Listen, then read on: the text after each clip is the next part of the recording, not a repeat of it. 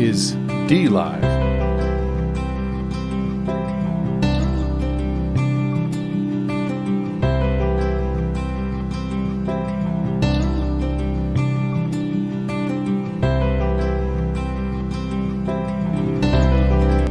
D is live. Have begun the stream. Oh, gotta check the 6 channels.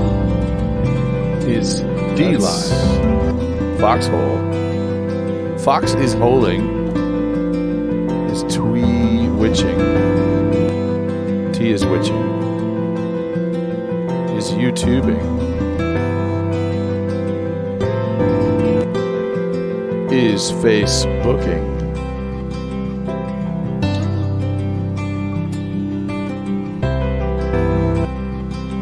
It is, it really is.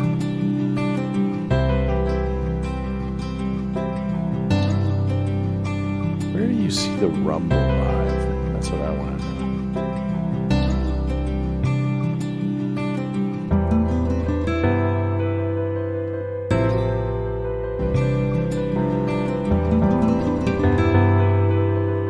It seems to be live. Where does it show up? My channel. G-Ross.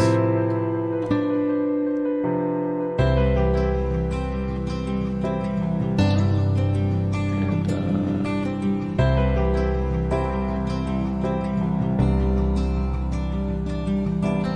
live streaming.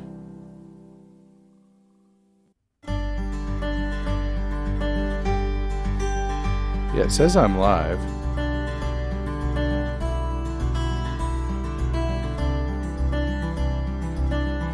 I wonder if this will show it.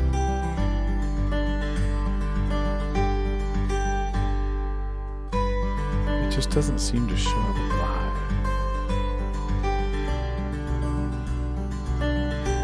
Let's see, my content maybe?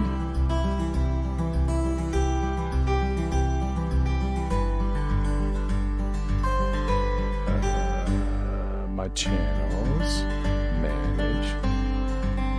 Alright, I just plussed it in. You learn a lot these days from whatever. So let's see.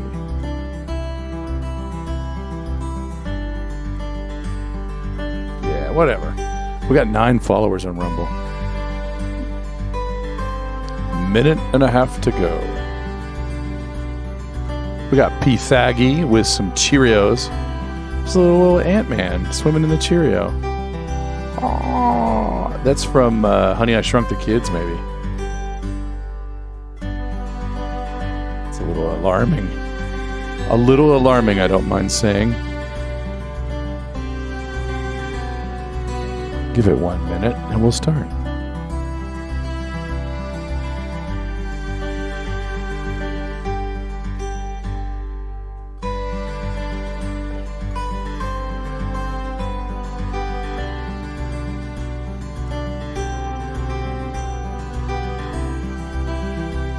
Right on.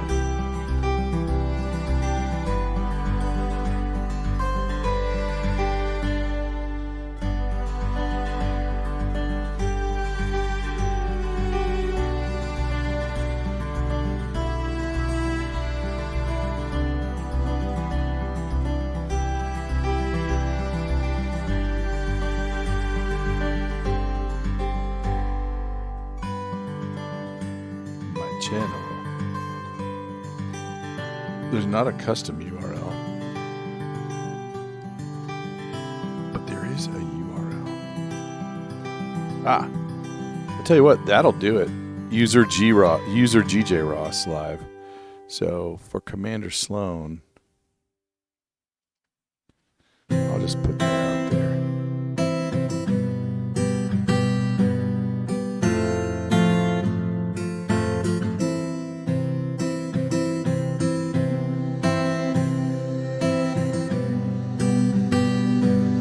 Put it twice.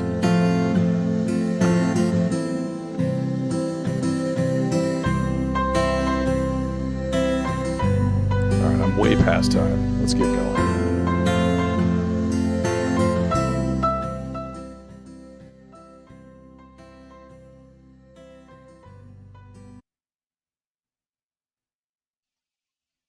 Welcome to the 9dNation.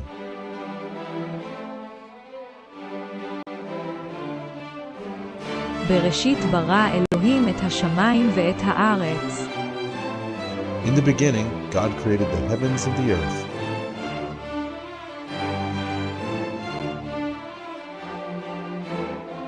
Thousands of years later, it was Wednesday at 11 p.m. Central. Get your passport ready and be prepared to declare to the customs agents any edible plants or miscellaneous worldviews.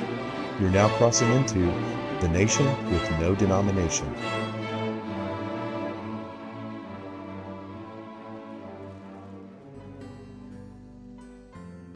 Welcome to episode 47. Good night, brother. What is 9dNation Season 2? It's Bible reading with panel commentary and discussion, whatever gets sparked. We were challenged to do what's 29 minus like 18 verses. Well, they wanted more. They wanted 29 verses. I just couldn't do it. We'll see. Where's the chat? Let's see, here's the chat. We've got Black Yoda in the house, soon to be on the panel. Namster. Rev is over in Foxhole. And let's get started. Heading to Twitch. Rev will be over in Twitch. I see you over there. Don't blame you. Yeah, thank you, Rev. Thank you. We got some people that, understand. So in reading Genesis 1:1 through Genesis 19, verse 11, so far, we've come up with this story so far. I say we, it's me, unilaterally enforcing my brain space upon everyone else. What I've picked up so far is that there are to be no demonic half-breeds, no murder, no blood drinking. And among the Japhethites and the Hamites, Shemites like Abraham, father of Isaac or Lot, Ahiah planned to vaporize Sodom if less than 10 righteous were found there. 2 angels went to Lot's house in Sodom. A violent mob came to rape them. Carpetbagging Lot defended them, offering daughters instead. The angels yoinked him back to safety in the house and mesmerized the mob, who eventually dissipated. If you like that story so far, you're going to really dig tonight. So I'm going to read Genesis 19:12 through 29 to kickstart this thing. And I'm not saying we won't go a little further. We might. Let's just see how fast I go. But what I've prepped. Then the 2 men said to Lot, "Whom else have you here? A son-in-law and your sons and your daughters and whomever you have in the city, bring them out of the place. For we're about to destroy this place because their outcry has become so great before the Lord that the Lord has sent us to destroy it." Lot went out and spoke to his sons-in-law who were to marry his daughters and said, "Up, get out of this place, for the Lord will destroy the city." But he appeared to his sons-in-law to be jesting. When morning dawned, the angels urged Lot, saying, "Up, take your wife and your 2 daughters who are here, or you'll be swept away in the punishment of the city." But he hesitated. So the men seized his hand and the hand of his wife and the hands of his 2 daughters, for the compassion of the Lord was upon him, and they brought him out and put him outside the city. When they brought them outside, one said, "Escape for your life. Do not look behind you, and do not stay anywhere in the valley. Escape to the mountains, or you'll be swept away." But Lot said to them, "Oh no, my lords. Now behold, your servant has found favor in your sight, and you've magnified your loving kindness, which you've shown me by saving my life. But I cannot escape to the mountains, for the disaster will overtake me, and I will die. Now behold, this town is near enough to flee to, and it is small. Please let me escape there. Is it not small, that my life may be saved?" He said to him, "Behold, I grant you this request also, not to overthrow the town of which you have spoken. Hurry, escape there, for I cannot do anything until you arrive there." Therefore, the name of the town was called Zoar, which sounds like an Adam Sandler movie, doesn't it? The sun had risen over earth when Lot came to Zoar. Then the Lord rained on Sodom and Gomorrah brimstone and fire from the Lord out of heaven, and he overthrew those cities and all the valley and all the inhabitants of the cities and what grew on the ground. But his wife, from behind him, looked back, and she became a pillar of salt. Whoopsie. Now Abraham arose early in the morning and went to the place where he had stood before the Lord, and he looked down toward Sodom and Gomorrah and toward all the land of the valley, and he saw, and behold, the smoke of the land ascended like the smoke of a furnace. Thus it came about, when God destroyed the cities of the valley, that God remembered Abraham and sent Lot out of the midst of the overthrow, when he overthrew the cities in which Lot lived. Now, how about we read that kind of phonetically, maybe in Hebrew? Can it be done? Let's try.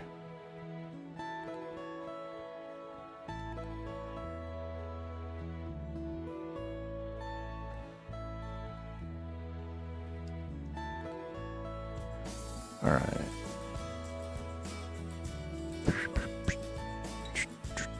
All right. We're going to start, what was it, 12? 12 through 16, and then I'll scroll down. Let me take a peek at the chat real quick. Looking good, looking good. Rev says, slave drivers. Yeah, they're trying to get him. I guess you're talking about when he's running to the mountain. Oh, man, that's so... I'll be like to collapse. That's how they used to talk where I grew up. I'd be like to collapse. That means I would just about collapse. I mean, that's some deep Southern talk right there. Texas, East Texas. Okay. Vayomeru ha'anashim el lost odmi. Sorry, el lot. Sorry. Admi lecha fo chatan uvinecha uvinetecha vecho asher lecha bayir hautzimin hamakom. Let me fix that. Okay, my notes were a little wrong. Ki mashchitim anachnu et hamakom haze ki gadela sakatam et pene ahaya vechelehu chenu ahaya ayaya leshachata. Vayetzelot vaydeber el chatana lokeche venotav vayomer kumut tziu min hamakom haze ki mashchit ahaya et hayir vehi chimtachek be'enechat chatana uchemo hashachar ala vayitzu hamalachim velot lemo kum kach et ishteka vuet shete venutecha hanim tzaut pin tisafe ba'aon ha'ir vayit mama. Is that really right? Vayit ma. That's verse 16. Vayit mama. Vayachaziku ha'anashim bayado uveyad Ishto uveyed shete venotal bechemlat ahaya alav vayotziuhu vayanihu huhu michus lair. I think I'm butchering it tonight. So be it. We will continue. 17 through 22, and then I'll take a scroll down. Vehi chevotziam otam hachutza vayomer hemelet al nafshicha al tabit acharecha ve'al ta'amod bekal hakikar hahara himalet pin tisafe vayomer lot alehem al na Adonai hine na matza avdecha chen be'enecha vatagdel chazdecha asher asita imadi lehakayot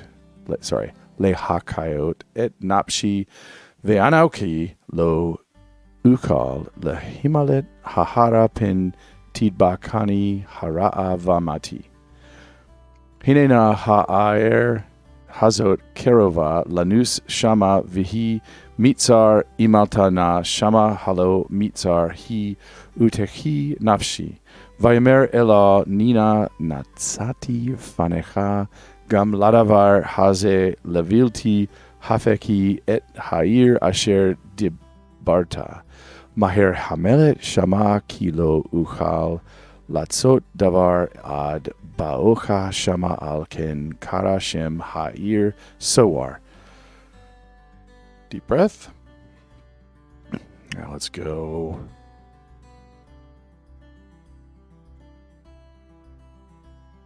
'23 on. Let's take a peek at the chat. Taking a peek. Just Jim is in the house from America. Let me do a better job also of checking lay other chats. Still good, still good. Awesome. How's Facebook doing? It's hanging in there. All right, one more chunk of poorly pronounced Hebrew and we'll move forward. Hashemesh yatsa al haares velot ba'tzora ahaya hemtir el sedom ve'al amora gav firit vayesh me'et ahaya min hashemayim vayahafok et ha'arim hail vuet kol hakikar vuet kal yosheve ha'arim vet semach ha'adama vatabet ishto me'achara vetehi netziv malach Vayashkem Avraham Baboker El Hamakom Asher Amad Asham At Et Pene Ahaya Vayashkef El Pene Sedom Ve'amora Ve'al Kal Pene Eretz Hakikar Vayar Vahine Ala Hakitor Haaretz Kekitor Hakibshan Vehi Beshachet Elohim Et Are Kahikar Vayizkor Elohim Et Avraham Ve'shala Et Lost Metok Ha'hafecha ba'hafoch et ha'arim asher yashav behen lot. Okay. Now, if you just wandered in, we just read Genesis 19, 12 through 29 in English, then in Hebrew. Now we're going to break it down, and then in about 20 to 30 minutes, we'll have our panel for discussion of what on earth did we just read. Let's get back to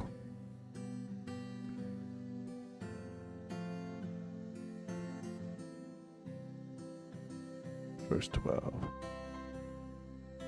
Break it down into the word tokens of verse 12. We've seen all of these words in prior readings, except for two. Po. That means here or hither. There's 82 examples in the Old Testament, and it basically does mean here. Chathan, it's bridegroom, and it can mean both married or planned for marriage. So it can be fiance or son-in-law. It's a flexible word in that sense. There's 20 examples in the Law and Prophets, which is the Old Testament. Usually they would be circumcised. They can actually not. It's usually meant for like chosen people, like, oh, your son-in-law, brought into the fold or something like that.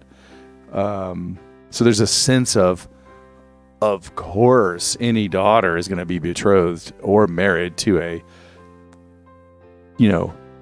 tip-clipped dude. Let's just put it that way, right? A covenanted personage. Anyway, just it's baked into the word, so I thought I'd share that, at least from what I could see. Now, isn't it neat? Think about this. Lot got a chance to see who in town was loyal to him, because, they were calling him a carpetbagger, and who are you to judge us? We're going to do worse to you than we're even going to do to them. And they started shoving him into his own front door. And so he got a chance to, maybe he didn't memorize everyone there, but he got a good chance to see who's your friends before he could go out and try to save them. By the way, I think Lot has a big plot of land. You can sort of see it in the scene before and here in this town. How did I pick up on that? My notes say that. Big plot of land. Something about the way they say this. You have here. Like the angels are like, whoever you have No, they're saying here in town. Whatever. He does have a big plot of land, I'm sure of it. I don't remember why I think that. But. So our story so far could say, among the Japhethites and the Hamites, Shemites like Abraham, father of Isaac, or nephew Lot. Ahiah planned to vaporize Sodom if less than 10 righteous were found there. 2 angels went to carpet-bagging Lot's estate in Sodom. A violent mob came up to rape them. Lot defended them. The angels prevailed and said, all right, Lot, you get to choose the survivors from all over town. I'm peeking ahead a little when I summarize it. But so verse 13 does not have any new words to us. We've seen them all in prior weeks. It basically says, because we will destroy this place since the outcry in front of Ahiah's face has grown large, and Ahiah sent us to destroy it. He says, before the face of Yahweh. That et penei Yahweh, et penei Ahiah. That's in the face of God. So no demonic half-breeds, no murder, no blood drinking. Among the Japhethites and Hamites are Shemites like Abraham, father of Isaac, or nephew, and carpet-bagger Lot. 2 angels went to Lot's estate in Sodom. A violent mob came to rape them. Lot defended them. The angels prevailed and said, all right, Lot, you get to choose the survivors from all over town because these people are flaunting their evil. They give the why to the what. Next verse. Stevus is in the house. Rev says, sounds perfect to me. Thanks, Rev. It sounds like Greek to me. I know. I had to make the joke. So check this out. All right, so he says, wait, where are we on? Verse 14, yeah. Lot told them all, he said, get out of Sodom, it's going down. And his son-in-laws thought he was not serious. So Shemites like Abraham's father, like Isaac's father Abraham, nephew and carpet-bagging Lot. 2 angels let Lot pick the survivors of the upcoming destruction of totally evil Sodom. But his sons-in-law were like, no way. Now, I got stuck on this. I want to walk you through what I finally unclogged out of my brain. Like, the way that they're saying he made fun of them, it's the word joking, but it's like he's making sport of them, like laughing at them or making a mockery of them. They're not just thinking he's acting like a buffoon. They think he's picking on them in a way, like mocking them. So I let that play in my head quite a bit. And I was like, why? What could he be mocking them for? Now, what we had just seen happen was Kedorlaomer is on the hunt. He's wiping out giants. He's got 4 kings with him, or 3. And they're coming and they're razing the ground. They're just killing everything in their way, and they're coming to get you, Sodom, because you didn't pay your taxes. I'm realizing that the sons-in-law were like, Uncle Lot, you got to get out of here. They're going to see you as a target. You need to prepare for the invasion of man. And so he gets kidnapped because he didn't prepare. He clearly didn't prepare. He was caught unawares. Who didn't know? Like, Lot didn't have to be there, but he was. So Uncle Abraham comes in, saves the day, and then Lot gets installed as like a judge. He's a carpetbagger. Now he's coming around going, hey guys, remember how you told me to get out? Now, guess what? Skyfire is coming. So they're like, what? You didn't believe us? Oh, you're making fun of us. So I feel like there's kind of it's like a reverse wolf crying thing. They're like, you're just teasing us. You know, at least we had a realistic threat that actually captured you. You're just making fun of us now. Now, how come the angels didn't know whether or not they were already married?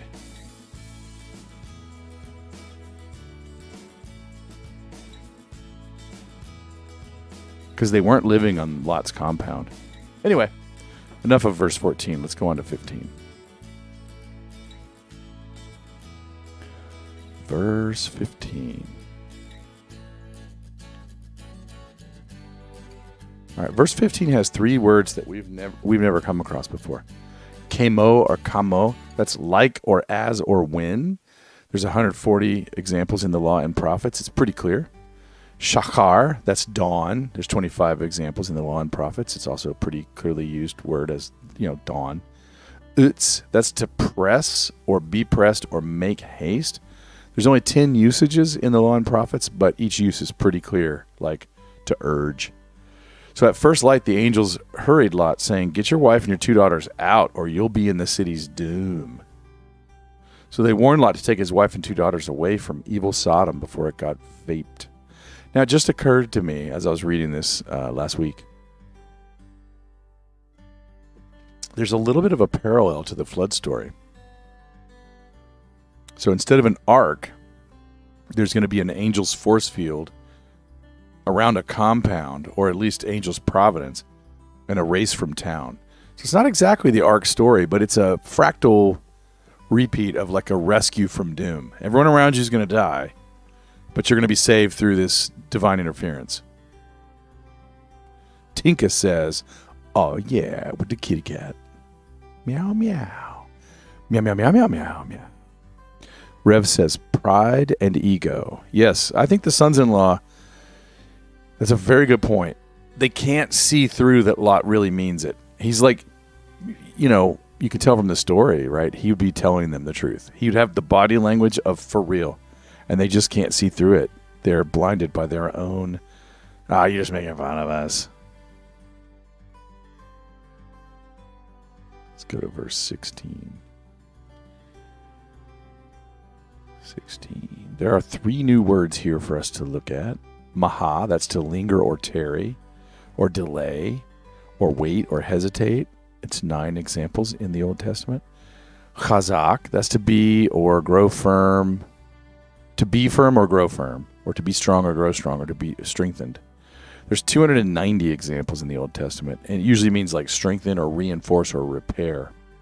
It's a very flexible word, but it's always like a boost, a plus, like you're boosting. You're getting more so. Chemla, that's compassion or mercy. There's only 2 examples in the Old Testament. The other examples in Isaiah 63:9 comes from the word chamal, which we have seen, and that means to spare. So it's like, let me go. Let me go. So he dilly-dallied. The 2 angels grabbed his hand and his wife's hand and his 2 daughters' hand, and a sparing them, they took them outside the city. So really, the 2 angels rescued Lot, his wife, and 2 daughters from the vaping of evil Sodom. They didn't just warn him. They literally rescued them. Like, it's almost like they were in that scene of Wizard of Oz. I don't know, man. Do you really got to wake me up so early? Let's look at verse 17. Puppies, puppies, puppies. You remember the Steve Martin song or routine? So we need 1 new word here to be looked at. Malat, that's to slip away. There's 95 examples in the Old Testament, Law and Prophets. It more often than not typically means escape. So that fits here. It ended up when they got them out, they said, escape to live and don't look backwards. Don't stay in the valley or the plains. Escape to the mountain or you'll be destroyed. So they said, run to the mountains and don't look back. Verse 18. Lot said to them, please, plural Adonai, you Adonais, you Adonais, like a nice sandwich spread, I guess. There's no real change to our story so far here. Let's look at 19, see what Lot's going to say to them. There's 1 new word here we've not seen. Chesed. This is an important word, right? You'll have pastors pause and camp out on that word. It means favor. There's 247 examples in the Law and Prophets, the Old Testament. Goodness, kindness. StudyLight.org says it's also faithfulness, goodness, kindness. It can mean the opposite, like a reproach or shame. So it's a word that can highlight what would be the opposite, It's got a bit of a nod built into the word, like a bow at the neck. It's a kind action. Like, you can kind of almost see like Aslan the lion in a like a teacher saying, like every kung fu movie where the master finally is saying, the teacher is finally saying to the student, yes, you have learned. So it's a kind action. It implies kindness towards man. It's often used of God or angels having kindness towards man. So we're like, you got God, angels, animal, man, and chesed is specifically towards man. It can mean affection to Israel as well. It's like dad's being cool. He's like, Dad, let me have the keys to the Porsche. Yes. It's unmerited favor, but it's not exactly grace. It's almost like this constant caretaking of like a feral cat. It's like, here's some bacon, and you're a puppy, and you're like, yes. Most common, you'll see this word these days as loving kindness, chesed. So it's a chesed love. You'll hear people say over and over again if you're in churchian circles these days.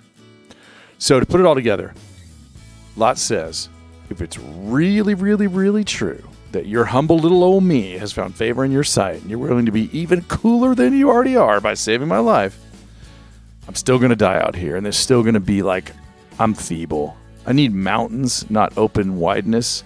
I need really a ready-made shelter, he says to them. Now, metaphorically, is he saying, if I escape, my troubles are going to still follow me? I know it's a bit of a stretch, but it hit me. You got to hide in a cave to escape your troubles. So Lot then asked for them to put him up somewhere and not have him stranded in the middle of nowhere, essentially, in our story so far. Verse 20. Entomology, thrills me. You're a calligrapher. You got almost 50 dictionaries. Well, Tinka, stick around. We're looking at new words every day. Every week on this show. Here's a new one. We got for verse 20, we need to look at. So, Tinka, the way I do this is if we've looked at the word any of the previous 47 weeks, because this is our 47th week, I think, then I sometimes will highlight it if it's being used in a slightly new way than we saw before. But we're just going from left to right, chapter 1 of Genesis up to now. So we're on chapter 19, verse 20. There's two new words to look at here that we've never seen before. Karob, that means near. 77 examples in the Old Testament. It almost always means near. And mitzar, that's a small thing. 5 examples of that word stem, but it comes from the same type of characters as tsar. Tsar has only got 3 usages. Those are also similarly used. There's similar words in other nearby languages, like ancient Arabic forms, and it usually means like insignificant, if not even like profane, base, or despised. So it's a trifle, but it's like it's a measly trifle, like a loogie. He's like, oh look, this city, it's like just a pile of dirt. He's like, come on, check it. This city is puny. I'll run there. It's really puny. I can live it out there, right? Can we compromise here? So Lot asks, those mountains are far.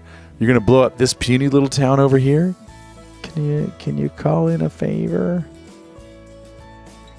And also, Tinka, before you got here, we read this whole thing in English and this whole thing in Hebrew, so I don't know if you caught that part. That's why I'm kind of skimming over this, because we're doing a lot of verses.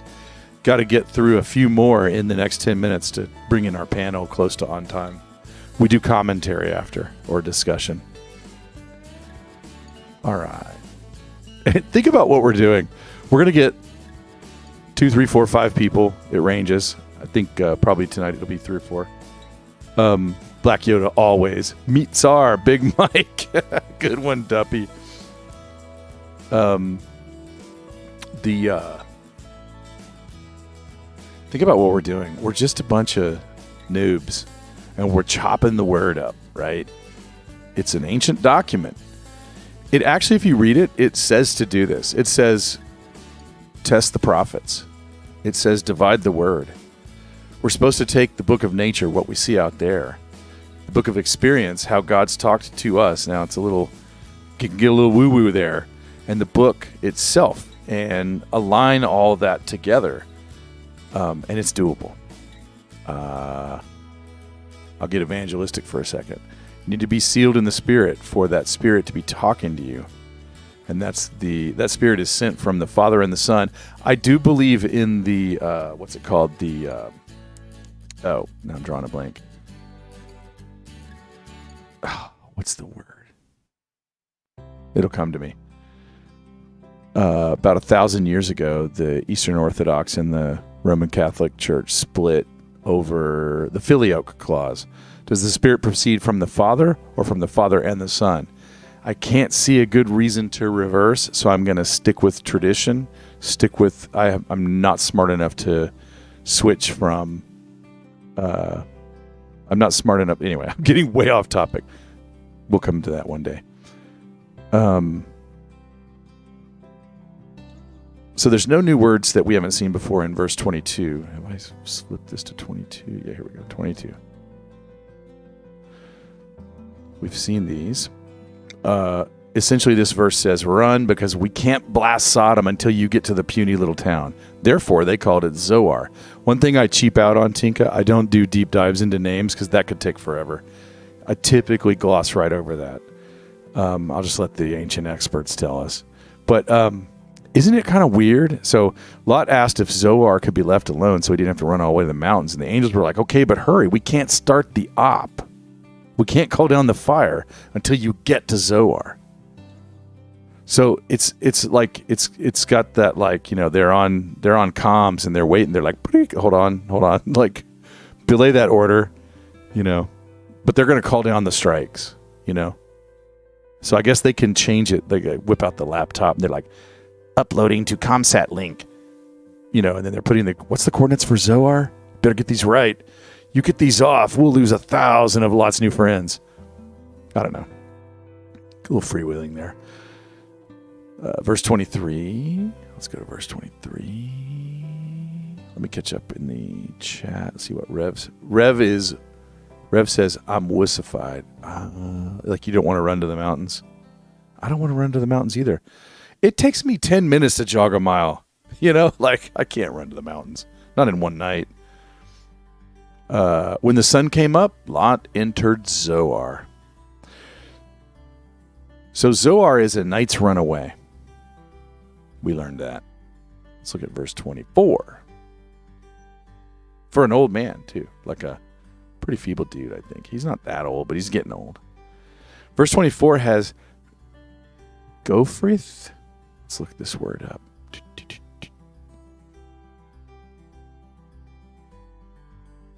Gopherit comes from Gophrith, which is brimstone. I think tonight's panel will probably discuss this. We discussed it a little bit last week. I'm going to go with, for now, for my commentary right now, just breaking it down, we're going to say brimstone. There's 7 examples in the Law and Prophets. It's related to the word for actually the gopher wood in Noah's Ark. So I looked up in English what brimstone is, and it seems very sulfur-based, which doesn't sound like gopher wood. But some woods do have sulfur in them, interestingly enough. So I think there's still a bit of a mystery as if this is gopher wood, which, by the way, gopher wood is found in Florida, if you haven't heard. Did I just trigger Black Yoda? Maybe. I don't know. I hope so. I triggered myself. But whatever it is, it can break a city when it falls down on the city in large quantities. So Ahiah rained burning sulfur rocks and fire onto Sodom and Gomorrah from Ahiah out of heaven. Does this remind you a little bit of like the Olympus gods doing some lightning? I'm not trying to cheapen Ahiah, but, you know, where did this come from? All right, let's go to the next verse, verse 25. Got about a minute per verse and 5 more minutes. Can I do it? We need the word semach. That's a sprout or a growth. There's 12 examples in the Old Testament. It comes from tramach, which we've seen before. That's the verb of that noun. So I was pretty confident it meant like the greens. So Ahiah overturned the cities and the whole plains and valley area and all the inhabitants and all the plant life. Makes it feel like it was almost tilled, like a garden goes to seed, so you just till it, right? Like you overturn the dirt to start over. It's going to look barren. The two angels helped get Lot, his wife, and his two daughters over to neighboring Zoar, as long as they didn't look back. Is that in this verse? Yeah. I must have missed something. Where did we get... I think that was from... Why did I just insert that? Yeah, I think... Yeah. As long as they didn't look back. Before Ahiah rained down burning sulfur and sky fire into Sodom and Gomorrah and made it like they'd never been there. That's why I was thinking it's like the Great Flood almost, but localized. Let's look at verse 26. There's one new word here that we got to look at, netzib. That's a pillar or a garrison or a post. So how can something be a pillar or a garrison or a post? If you think about, I looked up what a garrison is. It's a defense troop. So their whole goal is to stay in one place, if possible, right? Obviously, they might sally out to intercept, but their job is to defend. This comes from the word natsab. Netzib is in that form is used 12 times in the Old Testament. We've seen natsab before, which is to take a strong stand. So I feel comfortable with that word. Lot's wife looked back and transmogrified into a vertical salt pile of some sort. A lot of the translations say that she was behind Lot. I don't see that built into these words. I think that's a bit of a stretch. No offense, you English translators, but you're just trying to explain that Lot's not that mean. He had no idea. I think you're riding into the text. No offense. You can get burned in hell for that. Just saying. So flattened Sodom and Gomorrah with raining sulfur fire. Lot's wife looked back, even though she was not supposed to, transformed into salt. I just don't see, maybe there's some grammatical Hebrew trick that implies she was behind. I just don't. I'm not smart enough about Hebrew.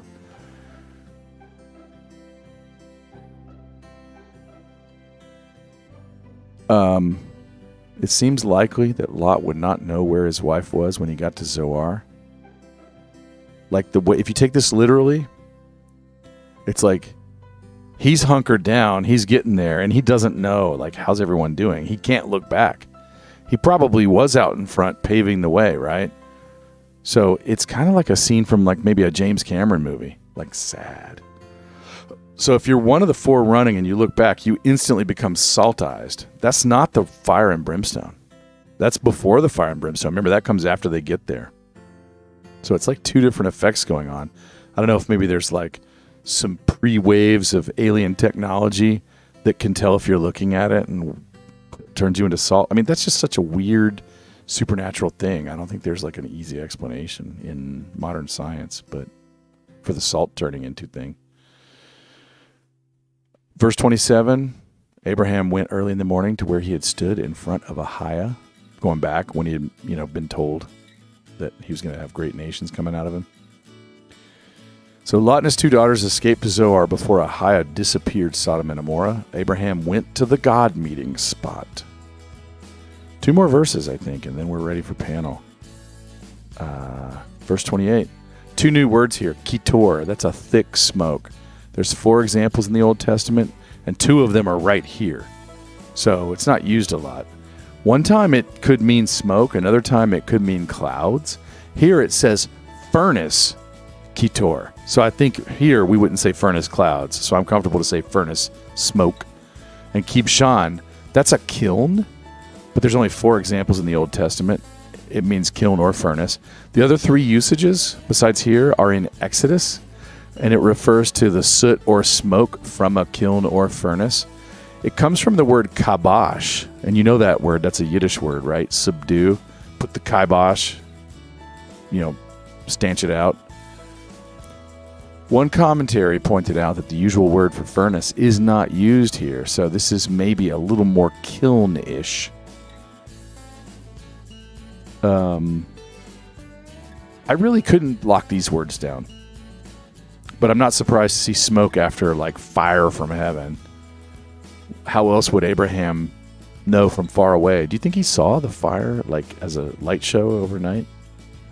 So he looked at Sodom and Gomorrah and the valley, and he saw the smoke. So we saw all the smoke. All right, one more verse, and then we're going to read our story so far and chat about it. There's two new words here in verse 29. Hafekah, that's an overthrow. Only one example in the entire Old Testament, but it comes from Hefek, which comes from Hafak. And we did see Hafak a minute ago. That's where he's like flipping it over like a pancake. So, but Hefek is like a difference, a foreign thing growing like a weed. So I keep getting this gardener, like starting over kind of sense. Another word we got to look at is hen. That means they. There's 13 examples in the Old Testament. It can be which, likewise. It comes from the he, she pronoun. So I'm pretty cool with that. Turned out when Elohim reset the valley's cities, he remembered, or factored in, we could say, Abraham and sent out Lot. So let me give you, after having done this, my thoughts so far. This is what I believe. And I added a word at the beginning to re-bring in the flood. You know, I had let that go quite some while ago and not even talked about how earth was created, then reset. So I'm going to bring that back in. So let me give you my take. No more water-based resets. No demonic half-breeds, no murder, no blood drinking. Among Japhethites and Hamites are Shemites, like Isaac's father Abraham, and his nephew, the carpet-bagging Lot. Elohim shoved Lot and his two daughters out of Sodom and Gomorrah into Zoar before the localized fire reset of the valley. And there you have it. Genesis 1:1 through 19:29 in, what's that? 4 easy sentences. There you go. All right. It is 11:42. We got through a lot. Does panel want to come on? Because I didn't get... Yeah, Black Yoda's triggered. Awesome. Well, we'll talk about that. So even though I didn't get to 38 like I was commanded to last week, I want to call in the panel. So I'm going to beg the panel in. I got to give you all a link, though. Let me stop the music cold. Let me get my video capture device deactivated. Rev says, all women follow their men, and the men are too busy running. I think I got that right. What am I doing? Okay, here we go. Jitsi. Let's generate up a meeting. Started. Rich navigations drain sharply.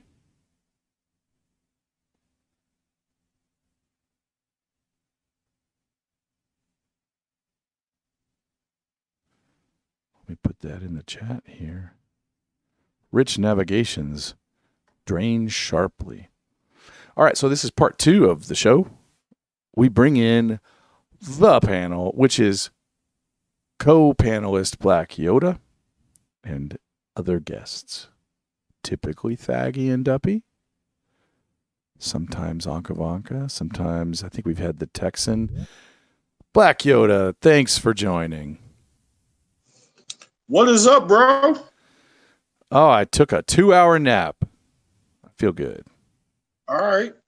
All right, so I know you're Mandela affected, so Yep. am I. Yep. Bernie asked me earlier, like maybe an hour and a half ago. She was like, where does he live again? And I was like, I think somewhere outside of Dallas. Because I kept saying, Austin. Keep in mind, I'm severely Mandela affected. There's 2 things I want to bring up. Will you look up Dallas on the map? No, it wasn't Dallas. It was actually, it might have been. Here's Texas. But San Antonio was part of it, right? I'm kind of here. I remember San Antonio being closer to the Gulf of Mexico versus where they have it. San Antonio these days is right about here. Why is it so far in the middle versus towards the coast? I don't remember that. That's a good point. It's been kind of shifting. I feel like a lot of the cities of Texas have been creeping up north over time. And I've been living in Texas most of my life. And we know about like map changes and shit. Yep. Dude, just pull up San Antonio. Mhm. It should not be damn near in the middle of fucking Texas. At least not from where I grew up with the yellow sun and all that shit. Yeah, actually, the map is here. Let me share this. And I got another one, and I want to ask you about it. It has to do with light. Cool. So San Antonio is kind of creeping down a bit again. See that? It's on the parallel with Galveston and Houston. That's crazy.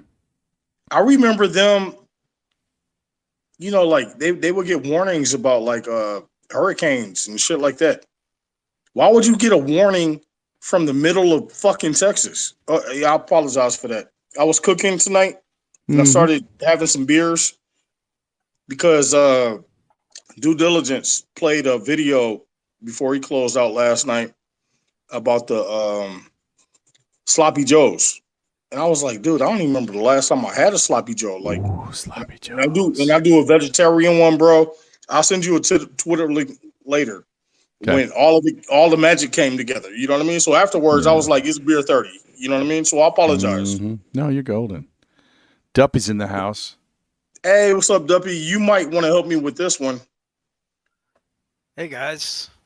Not so much the wait, hold on. Not so much the San Antonio one. I don't remember. So you were just reading about Lot, right? Yeah. I do not remember son-in-laws ever. Now he had just offered the daughters to the people that had his house surrounded. Yeah. He told them they're engaged. They've never been violated. They've never been whatever. Right. So if I just forgot, does that mean that two of those guys was like, I'll man up and marry him? Where did they come from? I don't think so. Or back in those days, the son-in-law could be the son. Right. Man, maybe he was going to make some annoyed fiancés if he had sold them off that night. But I swear to God, I like the story of Lot. I like the story of Job. There's certain parts of the Bible that I really like. I do not remember son-in-laws. It's fiancé. They're actually not married. The word can mean both. No, he said in my Bible it says son-in-laws. I will read it to you. Yeah, I have two complaints with the translators tonight. Well, hold on, because I looked it up. I will read this, mofo. 19:8. Wait, 19:8 goes to like the people that had the house surrounded. When he was like, "Hey, don't be messing with the angels. I got two daughters. They haven't been defiled. They haven't been, they're good." And he's already talking to a house surrounded by a lot of people, right? So then you go to 19:14, and Lot went out and spake unto his son-in-laws. Actually, that's only singular. That's not even plural. Which married his daughters. That doesn't even make sense. And said, up, get you out of this place, for the Lord will destroy this city. But he seemed as one that mocked unto his sons-in-law. I don't remember them ever talking about son-in-laws. Duppy, correct me if I'm wrong. If I'm wrong, I'll admit it. I do not remember that being part of Lot's story. Well, I would say something similar to where I think G. Ross was going, is that back then, the terms that they used were pretty ambiguous. Sometimes they could mean one thing and sometimes another. So that term son-in-law could have been chosen by one translator, whereas another translator would have chosen something other than that.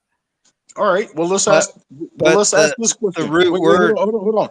I'm not trying to be rude, but let's ask this question. if all of them fled to the mountains, what happened to the son-in-laws? No, the son-in-laws didn't leave. They said, F you lot. What verse was that? 14. I didn't see. All right, y'all continue. I'm gonna make her plate. I gotta think about that one because that one is between the map thing and that. I swear to God, I don't remember son-in-laws, and it doesn't make sense to me that they would make reference to the two daughters never being deflowered. I don't think they have been. Well, how are they married? They're not married. I'm done. You already ate. No, I already dished everything. Hi, Bernie. Hi. I'm trying to get her to eat, people. And Well, if you'll get out of my way, I would like to get my. oh. Are you gonna eat in there or are you gonna eat out here? No, I'm gonna eat in there. Is it already on the table? Yes. All right, kick rocks. Get out my face. Hello, Pythaggy. Hello, boys.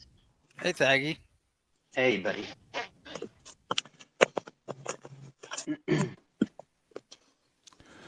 So, Yoda, they have not, in the text, the word for son-in-law is chathan, and Okay. that can mean pre or post marriage, but the promised, the bridegroom. So shouldn't it have been like the night before that he So, see, he calls you Yoda too. Stephen Will Ty you go Turner. eat- Will you go eat with your goofy butt? God. But no, I mean, so according to this story, this should have happened like the night before, right? That he offered his daughters to the people that had his place around. Yeah, it was the night before. Yeah. So how is he offering them to those people as if they have a clean slate? And I get what you're saying. Maybe they were promised but not quite married, right? Because they weren't living in the compound. Well, if I was them, I'd have been a little pissed off if Lot would have just offered, my future wife to some That's what's a the very word? good I wanna point. use Maybe for that's that? part of why they were so mad and not listening to him. Hey, Yoda. I can Good give, point. Good point. Yoda, Yeah. I can give you a specific example of what I was trying to say before that I've run across a lot. Okay. In the Middle Ages, I think the word nepos, Nepos, to where the modern word nepotism comes from. Okay. It could refer to a son or a nephew or a cousin. I know when it comes to me and my uncle from my grandparents on my father's side, his brother, he looks at me as a son. I look at him as a father without hesitation. We established that when I was like 11, Yeah, so Nice. you can imagine that certain words refer to family relations many years ago, but now we have sort of reinterpreted those words to be something more specific. I can't claim this one as a Mandela effect. I just, honest to God, do not remember son-in-laws being referred to those daughters in Lot. Even remember the ex-neighbor that I used to mess around with that I used to tease you guys about the story? When she read over it, I Mhm. don't remember her reading about that either. Yeah, I don't think it's. I mean, it's a pretty small. What's it like? One sentence, but About two, yeah. maybe three. I mean, I frequently glossed over it, and this time I camped out on it and was like, "What is going on here?" I don't want to make that the focus of the show. It just really caught my attention It's good. as we were reading through this night because I was like, wait, because I'm already bugging out about the whole Dallas thing. It shouldn't be So- that close to the middle to me. Namster is saying he's been driving Texas, and it's not changed how long it takes to get across state. All right. in So decades. to illustrate Dallas location right now, I remember when the Panama Canal went east to west, not north to south. What? I'll leave that one. I'll leave that one at that. How dare you? Why are you dropping all these Mandelas on me? I'm kidding. Wait, you don't remember it going east to west? No, I remember east to west. Yeah. If you look it up, please do, for the sake of Black Yoda in this conversation. Yeah. It's north and south now. Yeah, That's I'm how much seeing that. South America shifted to the If east. you look at the curvature of Panama, Oh, here we the go. shortest distance across the isthmus would be north-south. Duppy, don't forget. I saw you in a chat earlier, and I'll let you know I'm watching you, Duppy, because you I made a get it. comment. He made a flat Earth joke or something Nice. like that. And I was like, dude, I didn't even talk shit back. I was just like, dude, I'm watching you. You know what I mean? I saw that. You know what I'm saying?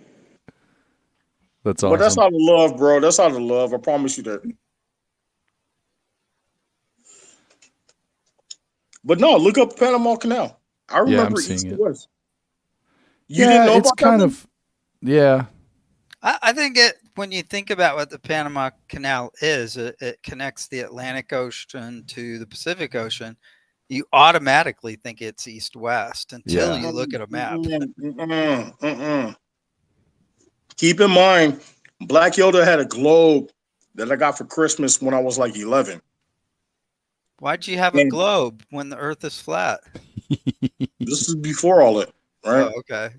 So it used to be a spheroid. It used to be. Then it got flat. It used to be that I was young and learned some shit. I'm gonna leave that one at that. But just for the sake of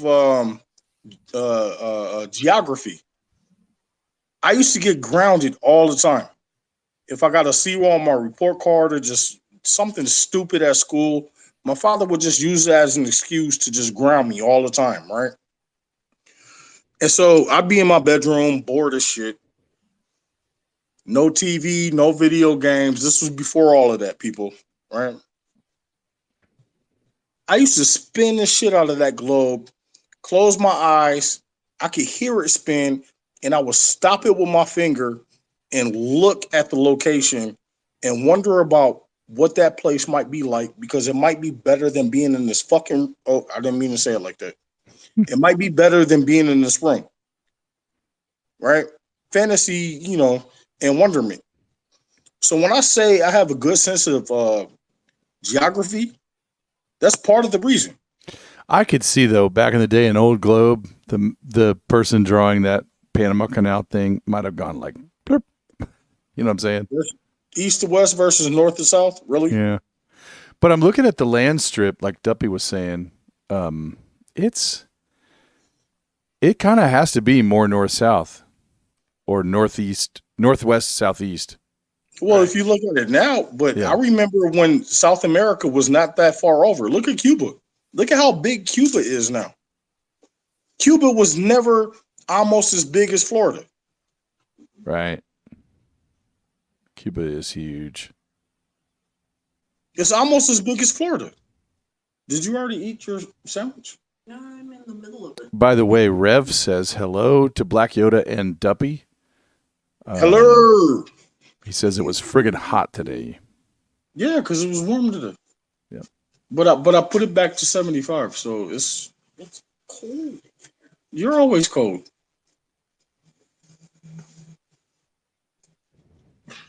She's gonna make me kick her old butt tonight. You know how women always complain about it's cold, it's cold, it's cold. Mm-hmm. Stop drinking cold beer and drink something hot. You want some cocoa, motherfucker? Just Jim is in the house. Hey, that's my guy right there. Let him know he can slide in if he wants. It's been a while since I talked to him. Link refreshed. So the son-in-laws, that's not odd to you guys? It didn't strike me as like a Mandela thing. I will confess I never thought much about him. I honestly never heard of him. That's just real talk. I'm not even trying to make up a Mandela effect. I have never heard of him. Well, you saw, like, to me, what's the point of that in the story? Like, there's definitely some people that he tried to convince to fear the coming storm. And they said, nope. So Well, a lot of them were logically, family members, right? Yeah.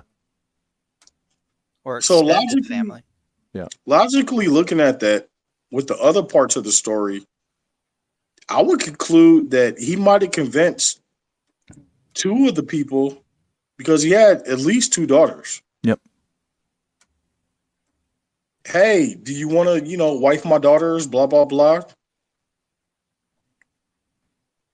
Or they were already engaged and they got mad at the fact that he made that offer to the people that surrounded the house.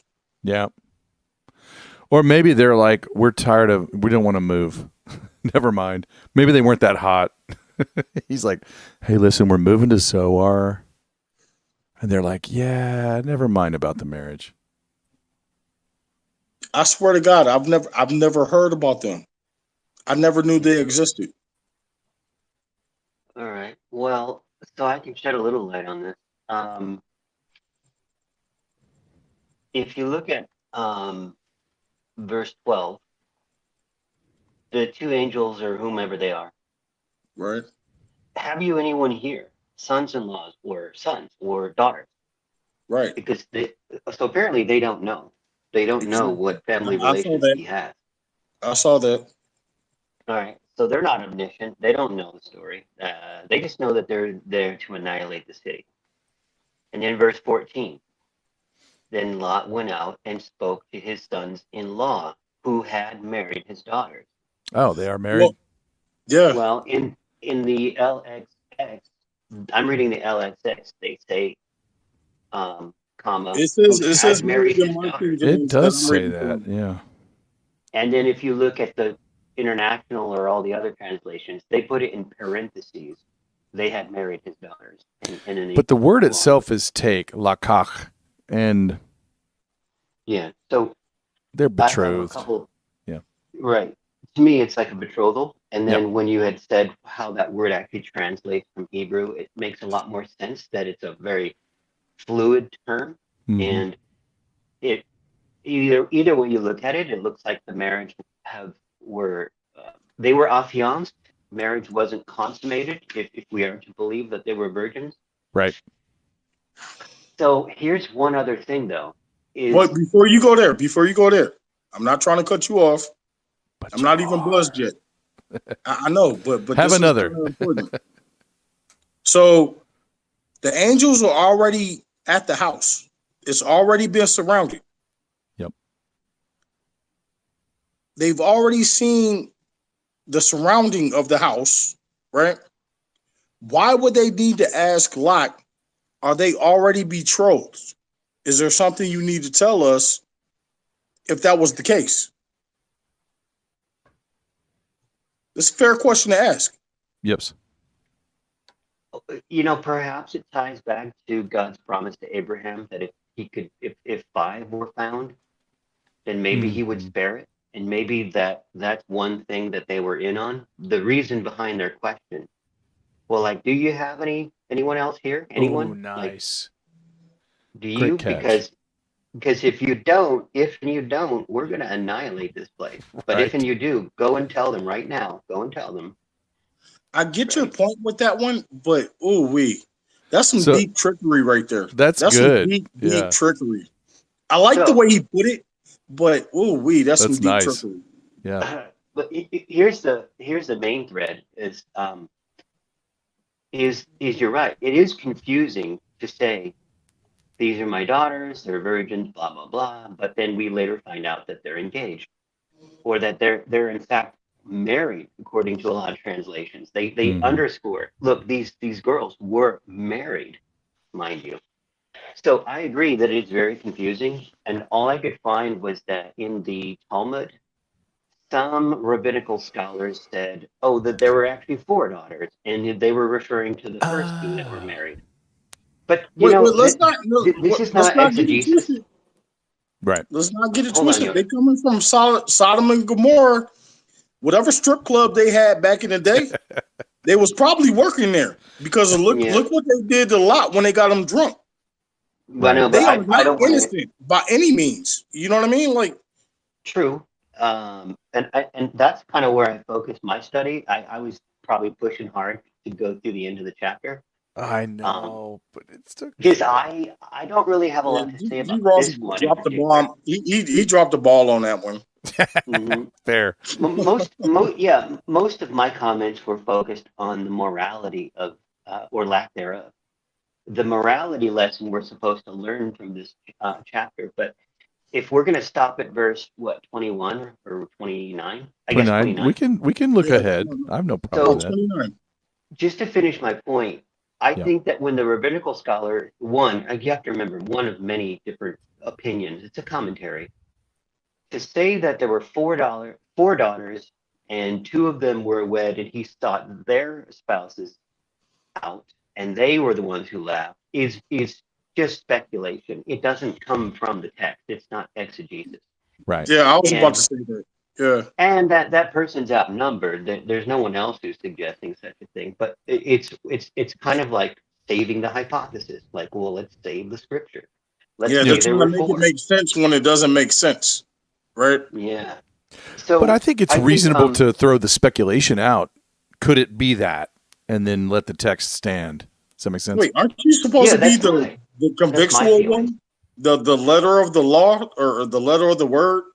I forget what word you use for that. To me, it makes way more sense that the word is kind of fluid.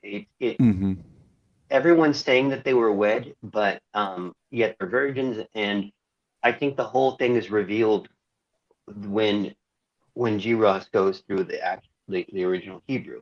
And now it makes more sense how that word is being used. Here's the bigger arc is I tried to look up basically anything I could find on the character Lot. I really just wanted to see, what do we know about this guy? What do we have with Thaggy? Because Thaggy hasn't really said much. As you look that up, I would love to hear his input. Are you switching Duppy and Thaggy again? Oh, I thought that was Duppy that was talking. No, it's Thaggy. Oh, okay, I'm sorry. Okay, you're getting bored. I'll be brief. No, I could have swore I saw it because it does a vibration thing with who's talking. I thought it came up on yours and not Thaggy's. Well, all right. So the point is this: there's not actually very much that we can find on Lot. We don't know much about the guy. And echoing last week, I was saying we don't know if he's in the faith. We don't know if he's circumcised. We don't know how he recognized the two visitors as someone that were meant for him or his family, and that he needed to protect them in some way. So once again, the Bible says so little about this important figure. No. I gotta butt in on this one because what's really clear about the Bible, Abraham clearly loved Lot to the point where he argued with God, do you really want to destroy Sodom and Gomorrah? Because he knew his nephew was there. But does Lot keep Torah is one of Duppy's questions. Why did I do that? Sorry, Thaggy. Yeah, all right, sorry, Thaggy. I got the sickness. Does he keep what little of Torah we know at this point? Would he tithe to Melchizedek, for example? My other point in conclusion is the fact, Yoda, that you don't remember this little confusion is not surprising. It doesn't make it a Mandela effect because you probably first learned this story when you were young and you did Bible school or that's fair enough. That's why I'm not even really arguing it. No, that's completely fair. Well, I agree with you. I completely agree with you. I don't know what denomination, but when I grew up going to Sunday school, Baptist, like most black people. Oh, okay. Well, so what we would do, we weren't actually reading the Bible. We didn't have the stuffy, gigantic black covered book like this is the Word of God. We just had these colorful, lots of pictures, something for kids. And they would summarize the story, and I think maybe these essential details were left out. And when I went to Bible school, this was like early '80s, people, and they used to make us like quote Bible verses when we did Awana and whatnot. And that's Oh why yeah, we you used to did the play real but deal. only games the and win ones, candy and whatnot. but not like this. There's no point. There's no point of memorizing, you know, Genesis 19:12 through 19 or something. Like there's I can nothing see there. how they wouldn't have went over that one, like, you know, to that regard. I think the But firstborn went in and slept with her father. They would skip that part. exactly. So Giros, I think you teach Sunday school, right? Isn't that kind of how you do your lessons? You're doing not an actual exegesis, but you're doing something with pictures and it's a summary.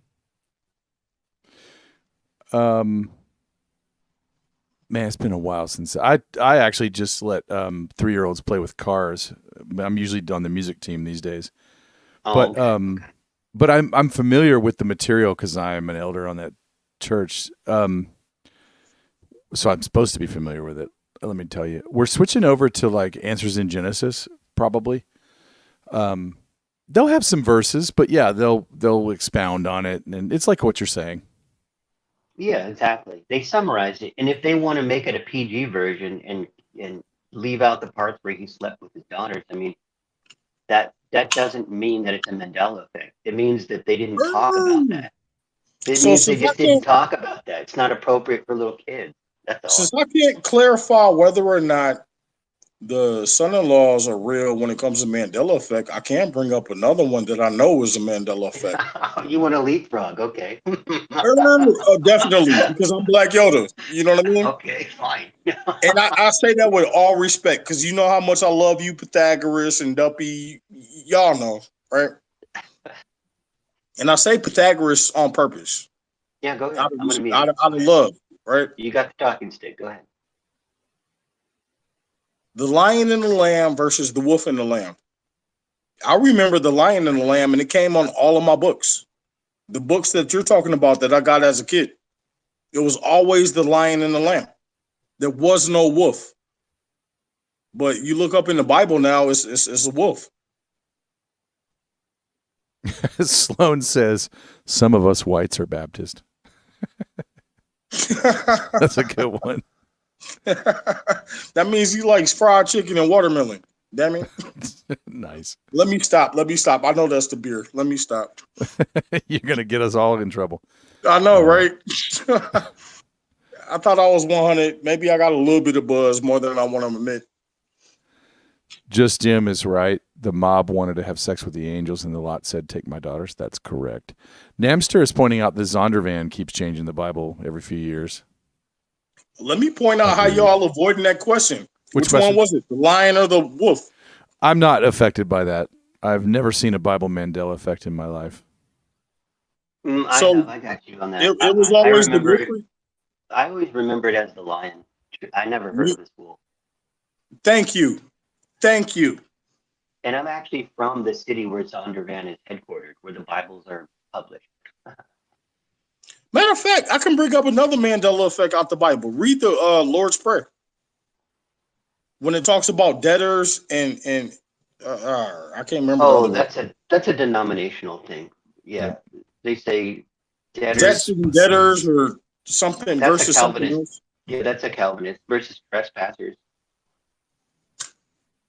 Yeah. That's not a Mandela effect. That's a doctrinal thing. Well, why did it change in my book? I think you just changed books. I don't know. Technically, I have. I'll give you that one. But they shouldn't be changing words like that if you're saying King James Version. Well, what I'm saying, that should be word for word. In general, I'm simply saying that there are Mandela effects, but not everything is a Mandela effect. Right. It's also a little different per person sometimes. Seems to be reported that way, at least. Well, I'm keeping my eye on San Antonio and Dallas and Austin. Because from my perspective, they moved more west than where they were. I can't wait to talk to my son's mother and have her look at the map because I know she'll tell me. But doesn't it go without saying, the more solipsistic you are, like the more Mandela effects you're going to experience? Ooh, I love that. Wait. What was the one word? I didn't hear it. The more what that I am? A solipsist thinks that the only universe that exists is the one that he or she experienced. Whatever's happening in their head is the only true reality. Nah, because I made a Venn. What do you call that diagram? I made a The Venn. Venn diagram because I wanted to put it in perspective, and so I put two different Mandela effects on both sides. I added flat Earth to one and round Earth to the other, and I put some other shit in there. And so I'm just looking at it at this point because now I don't What's in the really have to middle? think about it. What do they converge on in the middle? The middle I put as we're connected to all of it. And what I meant by that was multi-dimensional, Mm-hmm. right? Oh, I would put the word simulation. Mm-hmm. Or I get that. processor. I get that, but because people like Neil deGrasse Tyson pushes that so hard, it makes me want to just walk away But the completely way from out, it. Yoda, is Yeah. simulation of what? That's wrong.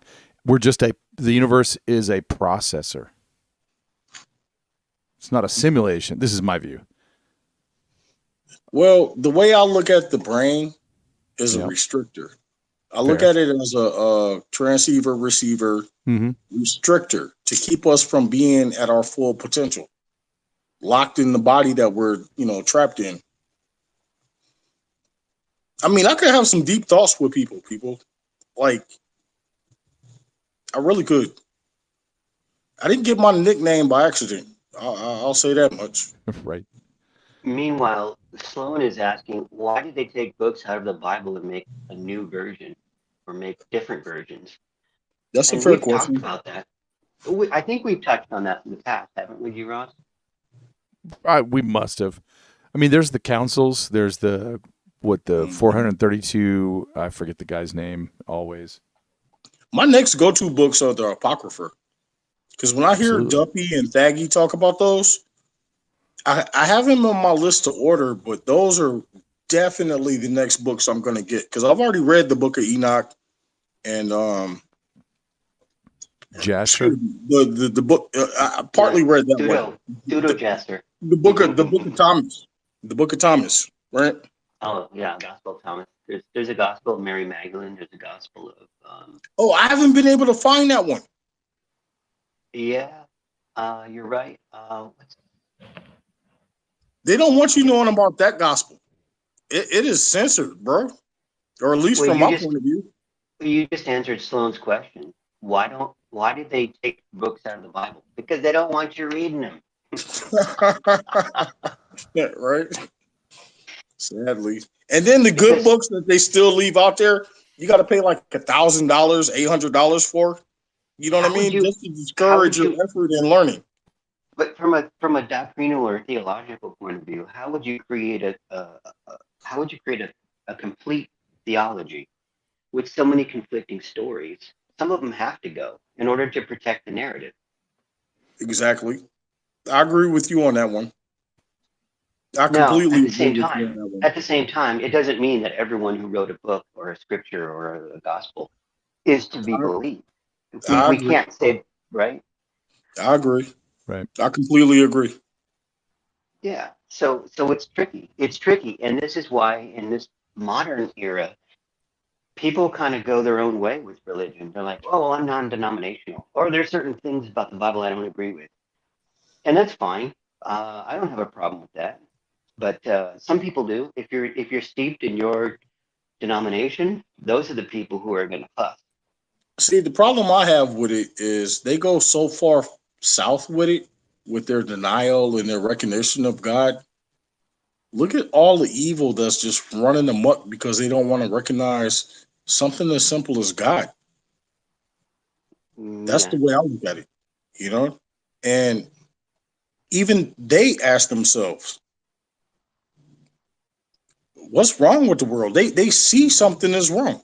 And the obvious thing does not just show up on their radar, which is God. Yeah. They're quicker to lace the devil's shoes before they even recognize God. That blows my mind. So I'm thinking about, and this is probably not the right way to put it. Maybe you guys can come up with a better term. But there's people who identify as Christian, but they're not practicing. They don't study the Bible.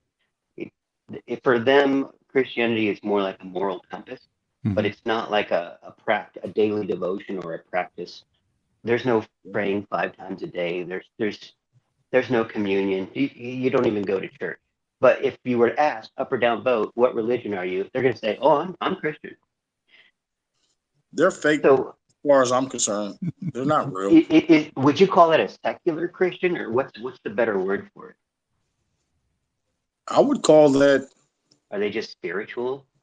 No, I wouldn't even call it spiritual. I would call that ignore the hope. Because they're so You're busy taking a with hard line. living. Because they're so busy living their material life, they're not giving a damn about the spiritual. Does that make sense? So that does make sense. I love the question. I like your take on it. I like the question too. I like that question a lot. That was a good one. It makes me really want to trigger everyone. Go ahead. Oh, I want to feel the trigger. I want to feel the trigger. I want to do it right. Do it Clint Eastwood style. Lucky Punk. You know what I mean? Like do it like that. You know what I mean? My Calvinistic model of the chosen and the others really simplifies that question. Some of them probably are saved, Pythagi. Probably could be a lot. You know, and then you just leave it to God ultimately.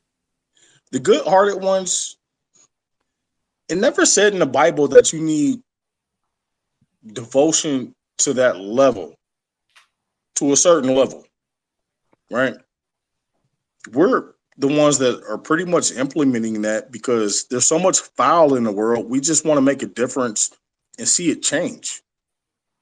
Well, but let me get to my point. Because if you go to the Amazon jungle and you meet a tribe that's never been introduced to Western culture or colonialism or anything like that, and they're just living off of nature, living off the land, never even heard of Jesus, never even heard his name.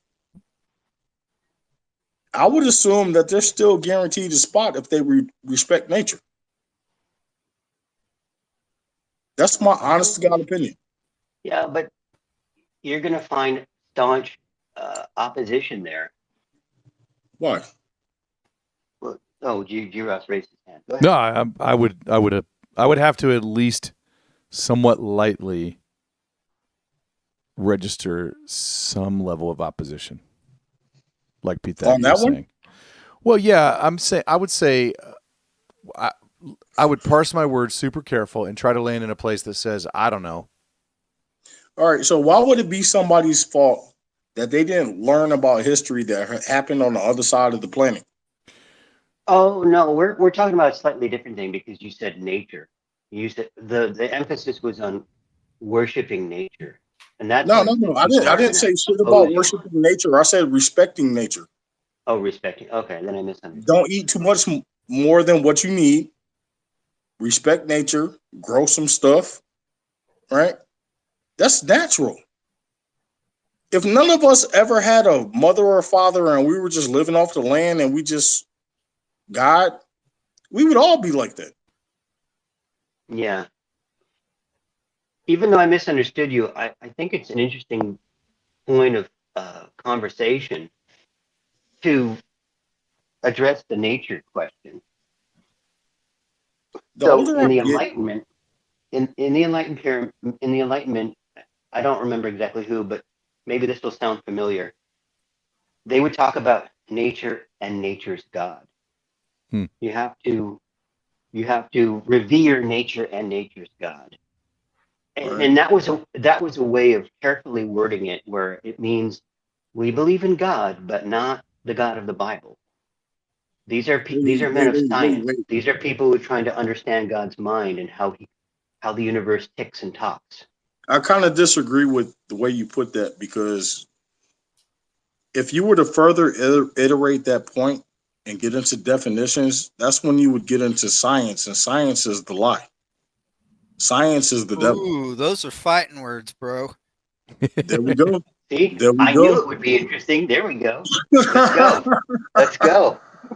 I got boxing gloves. I got blue and white ones, bro. I got blue and white ones. Wrong color. Nah, that it was a gift. They just happened to be blue and white. You know what I mean? No, we're all red pilled. We're red. So Commander Sloan's out there dropping some serious bombs. First of all, he says the devil owns the fence. Love that when he says that. And he owns the airwaves. Why can't I think of the word? Like the TV, Yes, right? that's the devil's rectangle right there. Yeah, the scrying mirror, right? Yeah. He says it's a relationship. Most don't get that relationship until they've had a real tragedy. And he's also given me a warning as the ref. I just about pointed right into the camera, so I got to watch it. You know, the pointing flag. Mm. So anyway, I knew we would have a lot of fun with this particular conversation. Yep. I just didn't realize it would be this fun. I'm actually enjoying this. I got goosebumps and everything. You know what I mean? Well, but here's the thing, though. Look at Castle Drummer's comment. Science is a process. You can't be black and white and say science bad. Science is misinformation. No, we've benefited greatly from science, and I think many wisdom traditions encourage us to learn about the universe. Well, if you redefine what God meant, how are we benefiting from science? No, that's there's a different. That's a fair question. There's a different tradition where people are saying that the more they discover about the universe, the more a deeper understanding that they have about God's mind or His creation or His works. Duppy science is the reason why he doesn't believe in the firmament. Well, he should speak for himself because you've got some fighting words. We got to go. No, I got to throw it out there on the table since we're talking about it. In the corner representing science, we have Duppy. No, Duppy brought it up earlier. I told him I was watching him. I saw that comment. I forget if it was on Adol's show or somebody else's. I saw that comment and I left it alone for the time being. I was like, you know what? I'm gonna wait till later tonight to bring this shit up. I saw it. Yeah. Well, we're pretty evenly spread here, you know. So, Duppy, I think you're on a pretty even playing field, man. Like, let's have some fun.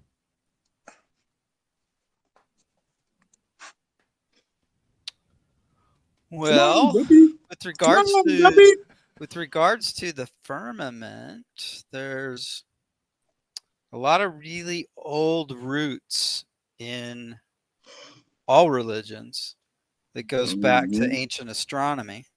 Mm-hmm. And if you go back that far, the firmament appears to have been a way to describe the heavens, and in particular, the Milky Way. So why do you have so many cultures that depict the same thing that weren't even connected with each other? I think they were far more connected with each other than people think. I believe in that possibility too. Far more. Fair. I mean, going way back. No, I believe in that too. I mean, one of the things I've run into and studying those ancient religions, but I'm really just looking for commonalities to see what the influences were. Hang on, let me finish. All right, good. And one of the things that I've actually presented in my shows is there's a commonality of the structure of the gods across many, many different cultures that is too similar to be a coincidence. There's always a mama god, a daddy god, and a baby god who exists on Earth. Like ISIS and Imhotep. Yeah. No, I got you. Yeah, and that spans Mesopotamia, it spans the Mediterranean, it spans even up into Europe. You know, you talk about Odin, Freya, and Thor. Same structure. Yeah. Greek, Roman mythology. Yeah. All the same. Yeah. No, I get you. I am so blessed to have been grounded when I was 11 years old, because that's when I first started reading Greek and Roman mythology as a kid. Because I ran out of Narnia books, I had read them all. There was nothing else that was similar other than Greek and Roman mythology. And my librarian at the time, she's the one that suggested that crossover. Had it not been for that, I would have never read them. I wouldn't have had a reason to, you know. But that crossover that you talk about, I see how it's there. I really do. And I remember back then, I took mythology at its word, and I just thought this was mythical nonsense, almost like fantasy. But now that I know about the Nephilim and the Fallen, and just in a different viewpoint, I have to consider how real was that actually a thing. I have to consider it. I know that sounds ridiculous. I'm a grown ass man. I'm 46. And I got to think Minotaurs might have been real. Mm-hmm. You know how silly that sounds to me, but I know that's a thing, right? Well, it's hard to put yourself in the head of how they thought 3,000 years ago. They were trying to understand the universe. They could see things in the universe. And No, you can't backtrack. You can't backtrack because you just got saying they already had a thing which spread their wealth and knowledge across the world. So you can't backtrack at the same time and be like they were stupid. That's why they thought this. Because you just got finished saying, no, they were smart. This is why they thought this.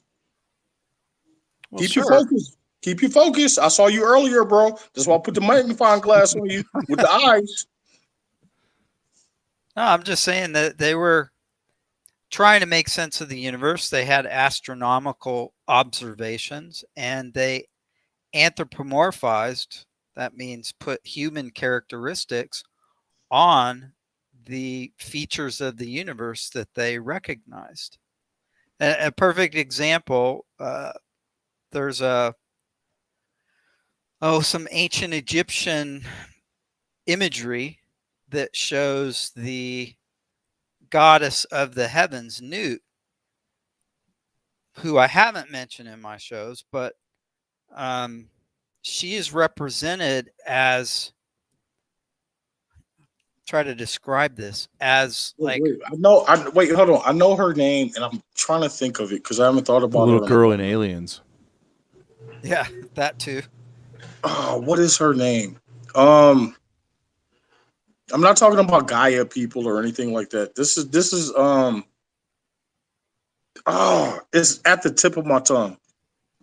Damn it. Well, while you think about it, I'll finish the description.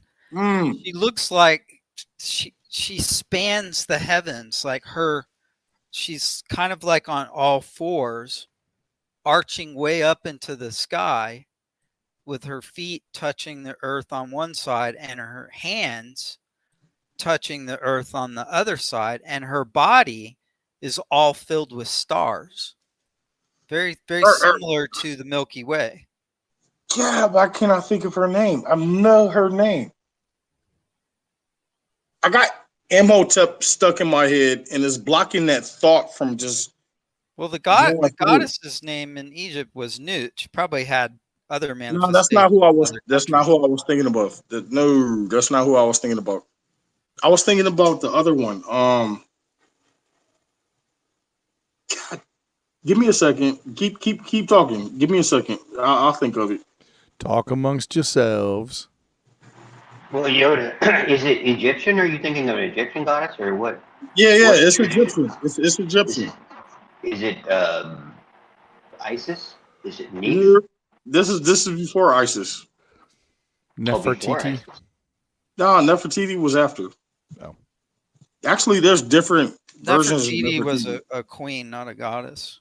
Oops. Yeah, and there's different. Although they thought of her as a goddess on Earth. Right. Why can't I think of this? Why can't I think of her name? You would think Black Yoda would know this right off the top. I just haven't thought about it in a long time. And I have a bad habit with that when it comes to like Well, truth. there's a ton of them to choose from. Number one, and they tended to change over time, so it gets confusing.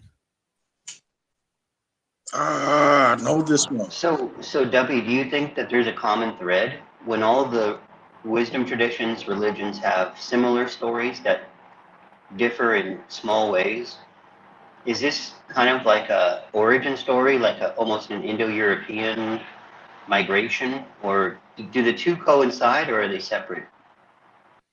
I think that if you go back far enough, like 4,000 years or something like that, there were astronomers who figured some things out, and they tried to explain what they were seeing by placing the properties of gods and goddesses on them. But all of those ancient civilizations were very much connected. We think of the Silk Road or something like that. Well, No, the Silk Road was the Chinese. This was long after that fact. I'm talking way before what we know as the Silk Road. You Or can go back to the beginning of the Bronze Age. That was almost 2000 BC. There was no good sources of tin in the Levant or Mesopotamia, so they had to go all the way to Afghanistan to get it. Yet they did get it somehow. So that means that there were trade networks set up way, way, way back that we just don't, have a name for. all right. But they were the early equivalents of the later Silk Road. Black Yoda has to get on a laptop, people, because this is really bothering me. I can't remember this lady's name. But let's As stay soon on as this I point. say it, you'll be like, oh yeah, I know that one. There's a popular topic. There's a popular topic on YouTube, which is the Bronze Age collapse. Oh, So I yeah. have two questions. Who taught them? Who taught these Proto-Indo-Europeans that they needed to smelt iron with tin? And secondly, what? Copper, not iron. Oh, iron. Copper and and tin. tin makes bronze. Yeah. My So guess my would be question is like, who would have taught them that? And then, what is the collapse that Prometheus. people refer to? Well, that gets back into the Atlantean type question. Did someone have to teach them, or did somebody discover it on his own? If you go to mythology, it goes back to Prometheus. Yeah.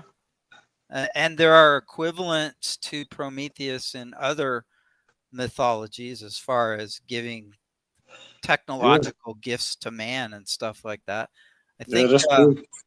I think wasn't the god Vulcan, which I think was the Roman equivalent. I remember hearing that name, and I'm not talking Star Trek people. I remember hearing that name, but I don't remember why. Vulcan. Yeah. Yeah, it's Oh, the well, equivalent that's of the planet that Hephaestus. Spock is from. No, that's what I said. I'm not talking about Star Trek, but I remember that from mythology. I just don't remember why. Well, Vulcan was like the Roman god of forges, metallurgy, volcanoes, fire and rock and metal and stuff like that. And I think there were equivalents, probably earlier equivalents than the Romans in other cultures. I just can't remember them offhand. Yeah, it's in Greek. It's Hephaestus. Yeah. I found it. Woo. Tiamat. Ah, right. Good one. I told y'all would recognize it as soon as I could just get it out there. Tiamat. Thank you. That's Babylonian. Right. And I guess at some various times and interpretations, that was kind of like an equivalent to Newt, maybe. New. All right. So that one was the Egyptian one, the oldest Egyptian, right? Yeah, I don't know if you could say the oldest though, because they, when these gods came into being, they kind of came into being in groups. Like, okay, this one is for this one is for this one is for this. Maybe we can transcend all the details. Maybe we can get to a higher question, because Mm-hmm. imagine this is later, Alexandria, under the Greek, when the Ptolemies and the Greeks were running the show, Right. they had invented a new god, Serapis. And Wait. What do you mean by they invented new gods? Because they had their gods when they did that. Yeah, but they were always inventing new ones. And what they would do is they would like combine two older gods into one new one. exactly. And that's what Serapis is. It's a merging of some Egyptian god with a Greek god. And Right. they decided to build temples to Serapis, and people followed it. So my higher question, to transcend the higher hypothesis, why was religion so important, and why is it so effective in controlling people's thoughts? Because you control the behavior, you control the society. When you only have so many people policing a group as a whole, look at China, for instance, right? They still grow poppy and heroin and shit for the opium. Billions of people in their country. How do you keep that in check? Drugs, alcohol, and influence. It's really that simple. Could I I hate to suggest say it, that but it's true. in our secular age, could I suggest that politics is the new religion? Mm-hmm. I would agree with you if you would have said government versus politics. Okay. And ultimately, it seems like with what Yoda was saying about And keeping trust the things in science. check, they want to make AI the new god. Oh, they're Oh, pushing that. wow. Yeah, don't even get me started about that nonsense. Even Elon Musk is warning us about that. Stay away from that, people. They want us to worship the lawnmower man? Yes. Pretty much. Yeah.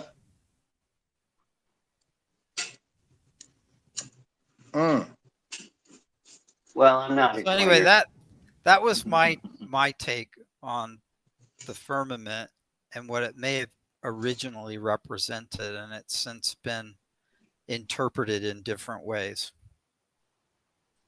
You mean the Milky Way?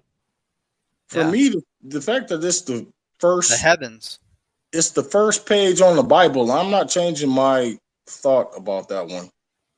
Well, actually, since we're bobbing up and down, we're going above water, below water with our topics. We're scratching the surface, then we go deep, and then we come back up to the surface. The idea of a firmament, or what I'm reminded of, is the definition of how in the ancient literature they talked about the heavens and the earth. And remember, heavens doesn't mean what we think it means. Heaven just means sky. It's three layers. No, to most ancient authors, whether it's Plato or some other source, when they talk about heaven in contradistinction to earth, when they create this divide of heaven and earth, it just means sky and earth. There's the earth and there's the sky above us. And the point is, we don't know how high it goes. But there's a layer of what, right? And just to laser in on only the Hebrew cosmology. Cosmology. I think. Well, I'll just say the picture I have in my head, and I could be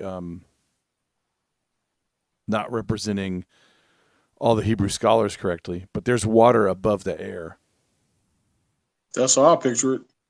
And let's ask ourselves this: why is it after World War II, our country and Germans took that out of the encyclopedia about the firmament and the waters? They even measured it. It's like a 1946 or 48 encyclopedia.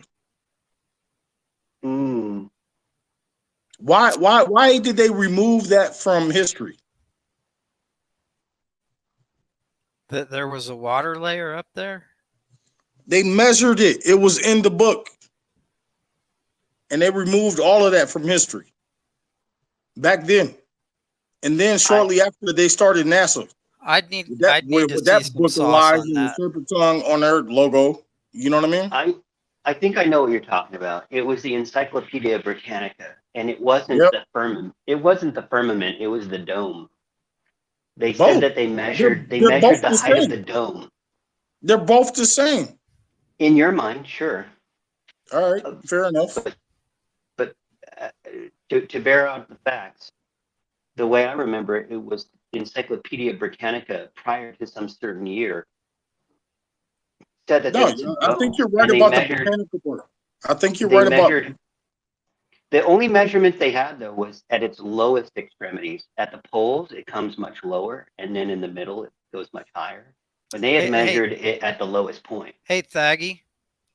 Yeah. I have a story about the dome that goes back to the Antarctica thing.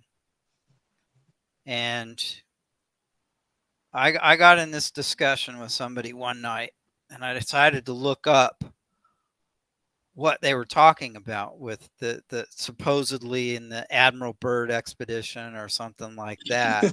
There was a comment about they could see the dome or something like that down in Antarctica, and everybody was interpreting that as the dome of the firmament actually touched the ground in Antarctica. So I read the original report, and what people don't know is that prior to the plate tectonics revolution in the 60s,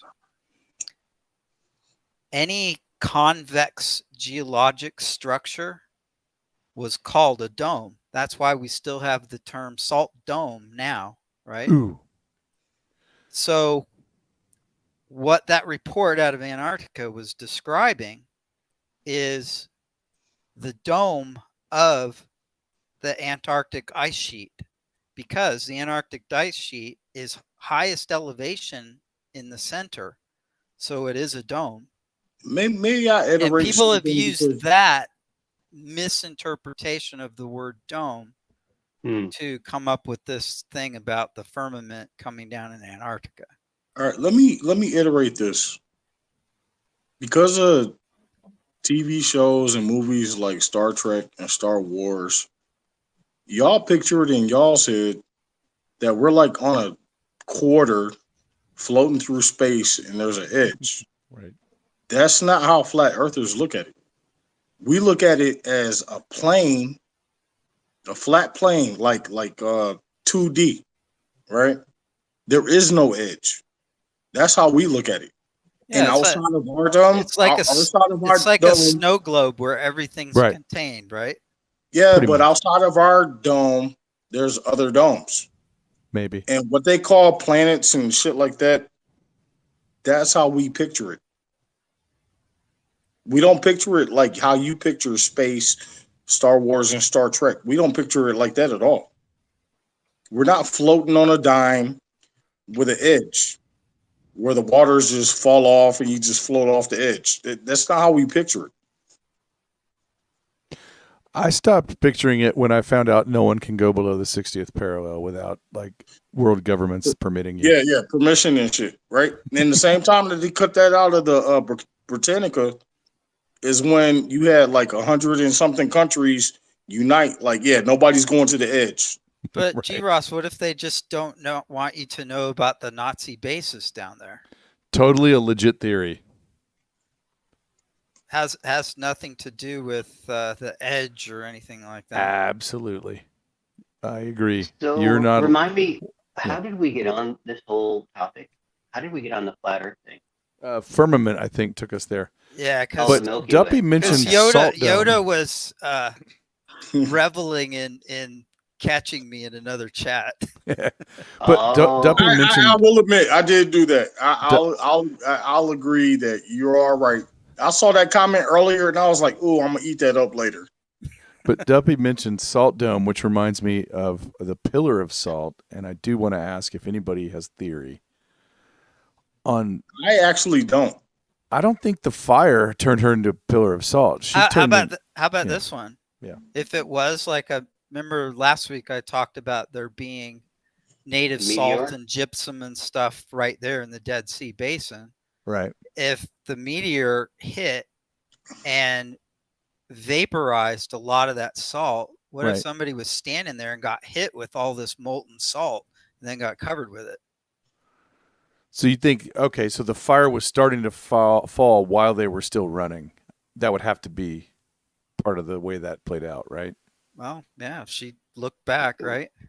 But there would have to be gaps in between the people because you can't be that close to somebody and not get burnt too. You know She what I might mean? have been like pretty far behind. But did you Well, guys see the Did you guys see the so-called pillar that's still standing today that people refer to as yeah, Lot's wife? Lot's wife. Yeah. How No, tall? I I have a don't know question. about this one. Hey, G Ross, can you pull that up? I Mhm. absolutely do not know about this one. I would like to know how tall is that pillar? Oh, G Ross, please look it all up. I'm I trying. swear to God, I don't even know about this one. Of course, it's a legend, but just for humor's sake, like how My tall is it? my guess without looking would be like 15 to 20 feet or something like that. Right, it's much larger than a person, Right. right? Right. But it stands out. It stands out as a pillar, so people are like, "Oh, But light so bulb." one of the things that I do believe in is oxygen content was higher back then. Atmospheric pressure was higher back then. Trees and plants were bigger. Like that's the thing that I actually believe. So Yeah, if they were bigger, and we just went over, a couple of weeks ago, they were cooking for 3 people and they had 16 pounds of flour. So maybe Lot's wife was gigantic. Yeah. well, I don't necessarily even believe that this pillar is the remains. Oh, there you go. You have it on screen. It I don't doesn't look necessarily like believe. where you would be running.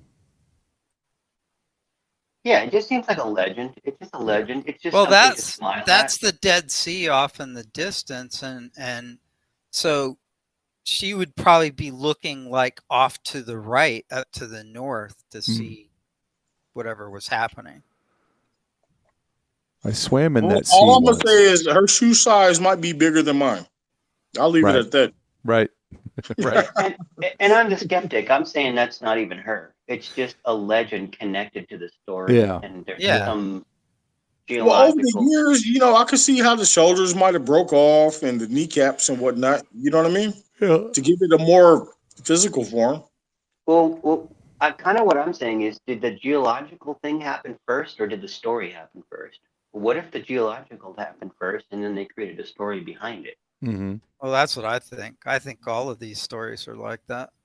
Part of how I look at history after learning about Greeks and Romans and mythology and whatnot, later in life, I started to realize they never built any of that. They just took it over. It was already there. So Well, it depends on the civilization. The Romans definitely built a lot of stuff. I'll agree to disagree. And they also But, refurbish stuff. The temple in yeah, Baalbek. but if they did the original building, the way they refurbished it was lesser than the original.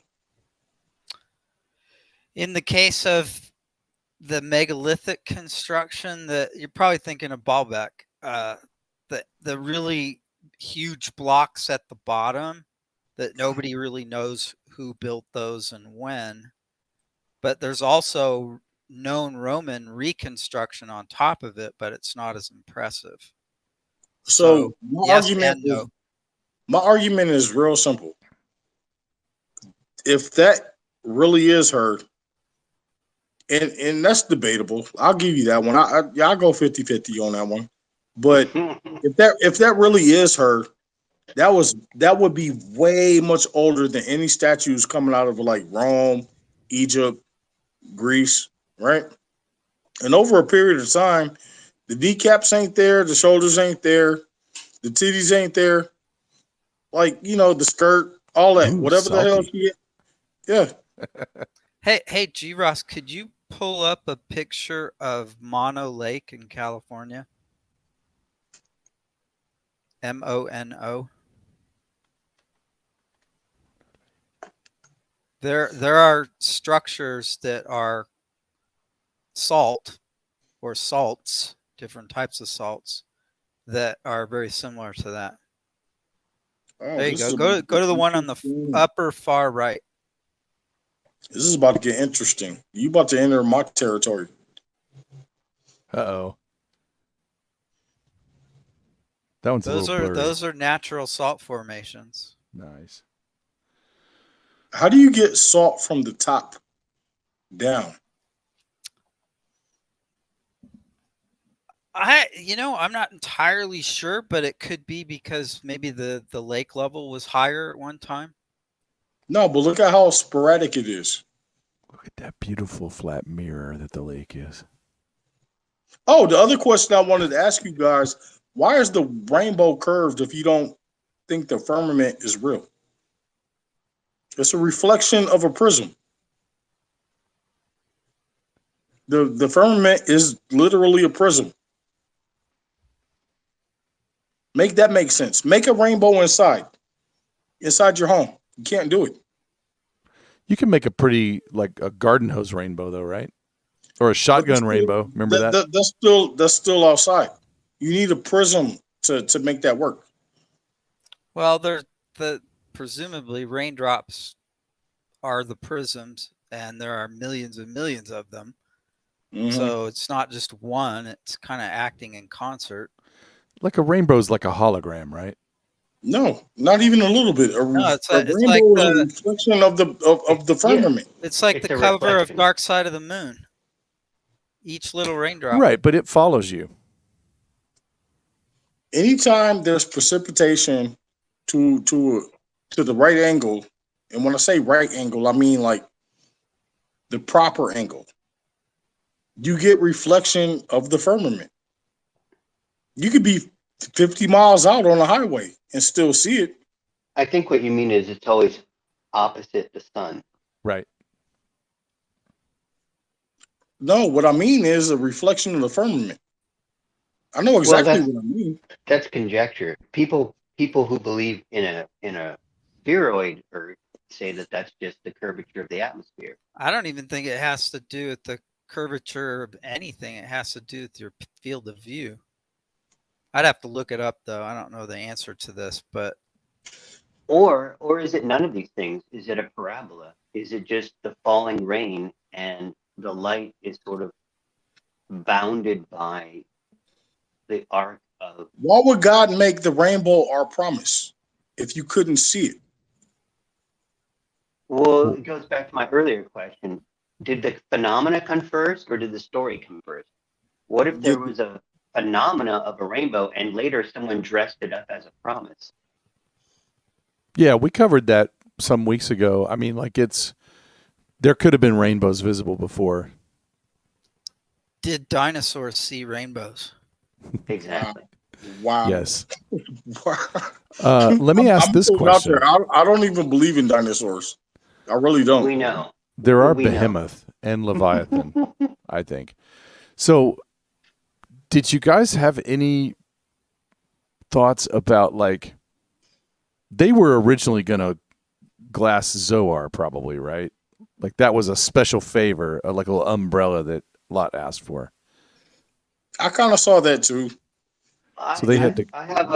It never caught my attention before, but I kind of saw that too. Yeah. Because he flat out said, like, dude, I'm tired of these flip flops running through the mountains. Right. You know, like. Yeah. And I think I stepped on Pithagi. What were you going to say, Pithagi? So Zoar, if you look at the translation, and I want you to check me on this, the Hebrew word Zoar just means small village. So there were lots of Zoars. Yeah. But he asked for one to be. Yeah, sorry. Yeah. In the Septuagint, it doesn't say Zoar, it says Segor. Segor. Segor. Cool. Which I presume is the same thing. I don't know. Yeah. So there was a little village that got carved out just for Lot. Wait, you said it again? But in the meteor, if we bring back into play the meteor story, right? that town would not have been safe either. Right. But somehow, you would have unless literally it had unless to it was have gone into the sheltered, cave. unless it was sheltered from the blast by a hill or a mountain or yeah. something.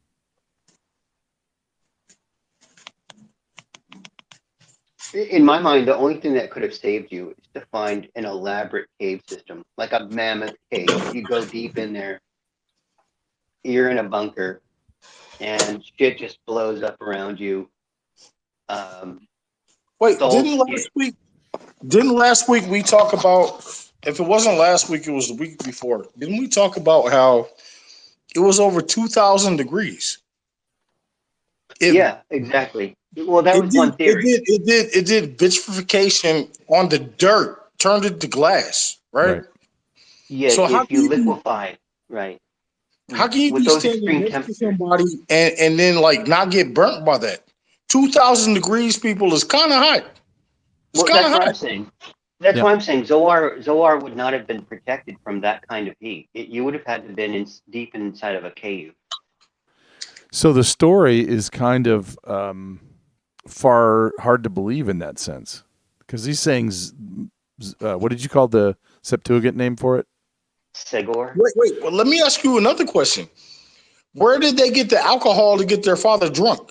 It's not like they pulled goods No, out of whoa, the whoa, whoa, whoa, whoa, refrigerator. whoa, whoa, That's a whoa, good whoa! Don't jump question. ahead. Don't jump ahead. No, Hold on. that's a fair question. Where did they get the alcohol? You got to ferment it. You got to, pick some juices and berries and whatnot. Like, It's a I fair got question. questions. 20 minutes from now. Good question. It's a good I got to question. use the restroom. I'll be right back, Right on. people. Don't It's a close fair. without me. Don't It's a close fair without me. question. It's a fair question a week from now. Right. All right, fair enough. I can hear everything you're saying. Right. Courtesy flush. I mean, so we're all over the place at this point. We went Yes. off the beaten path. We're trying to get back on the beaten path. Honestly, I didn't get very much. I didn't get much background information. I looked at some of the extra biblical sources. This one is pretty much as it's described. No Yeah. one has a lot to say about this. Fair. So the only Yeah. interesting thing is Duffy's hypothesis. Was there an actual meteor? Is that sort of the Sodom and Gomorrah story? Right. But Yeah. the morality question is the bigger one, and that's going to come up next week. The morality question. Well, I don't think they're guiding. I don't think they're saying that, hey, if you're trying to preserve the family line, make sure you do your dad. I don't think that's my takeaway from the story. Well, I wasn't suggesting that, but Right. what I saw in the Talmud was, and actually, I looked at two forks. I went down both trails. There was a fork in the trail. So I looked at what the Talmud said, and then I looked at what the Christian Fundy said, because there's tons of Christian Fundy websites. Mm-hmm. And people are really divided on this Lot question because the funnies are so reluctant to accuse him or to condemn him. Whilst the Talmud likes to get into the minutia and say,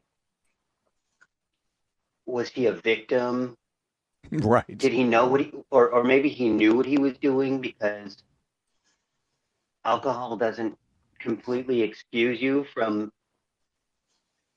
being a consenting or witting participant. So however you look at it, it really comes down to a morality question. We're really questioning the morality of Lot. And I was saying this really echoes what I was asking last week. Was he even following the Lord's ways? Was he circumcised? Was he making the sacrifices? Did he invoke the name of God? We don't know. We know so little about this guy named Lot. Right. Well, and I'll talk about this. What's the implication if he was, say, not fully a member of that group religiously. Well, his speaking. offsprings become what the Exactly. right the was it the Moabites and something And Amorites? the Amorite. And the Yeah. Amorite.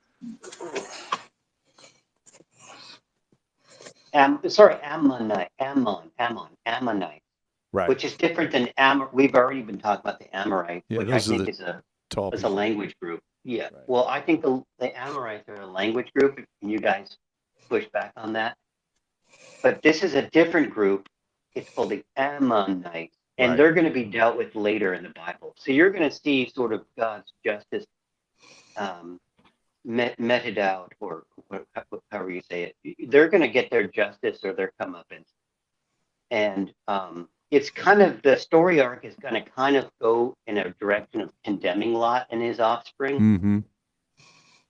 But because we're not there yet, we're still in the sort of like, we're still trying to make what we can of the scripture as whatever it tells us. Like, we're still trying to figure out, like, what is the story here? Right. In Hey, reading ahead, can y'all hear me? yes. Now we can. For a minute, you were quiet. No, I went to the restroom, Right. Yeah, we got you. but somehow I touched something and messed something up, and I can't see me the way I saw myself before. I can't see you, Black Yoda. Yeah, see what I'm saying? So, reading ahead, I'm like, okay, you wake up the next day and you're like, did somebody while I was drunk come and do me? And you're like, let me get drunk tonight. But wait, Yeah. Kira, do you want to get ahead? Do you want to get ahead? I'm just saying, like, we're. No, I don't. I'm gonna go through the let's text not get again. ahead. That was perfect timing because you have a slot to make it shorter next week. Yeah. You're And we can making me still anxious. eat it up. All right. Sorry. So that's just to use a poor phrase of words. That's a tease of next week. All right, teaser preview. Awesome. But no, that's a real question. What I asked earlier: where did they get the wine? That's a really good whatever question, alcohol- and it echoes the Noah story, right? Kinda. Actually, It I absolutely hadn't does. even thought about that, but it kind of does. Remember when No, his it son absolutely looked at does. his genitals and he was like, "What the hell is that?" Right. And because of that reason, I like to prepare for the show. I tried to find everything I could about Lot.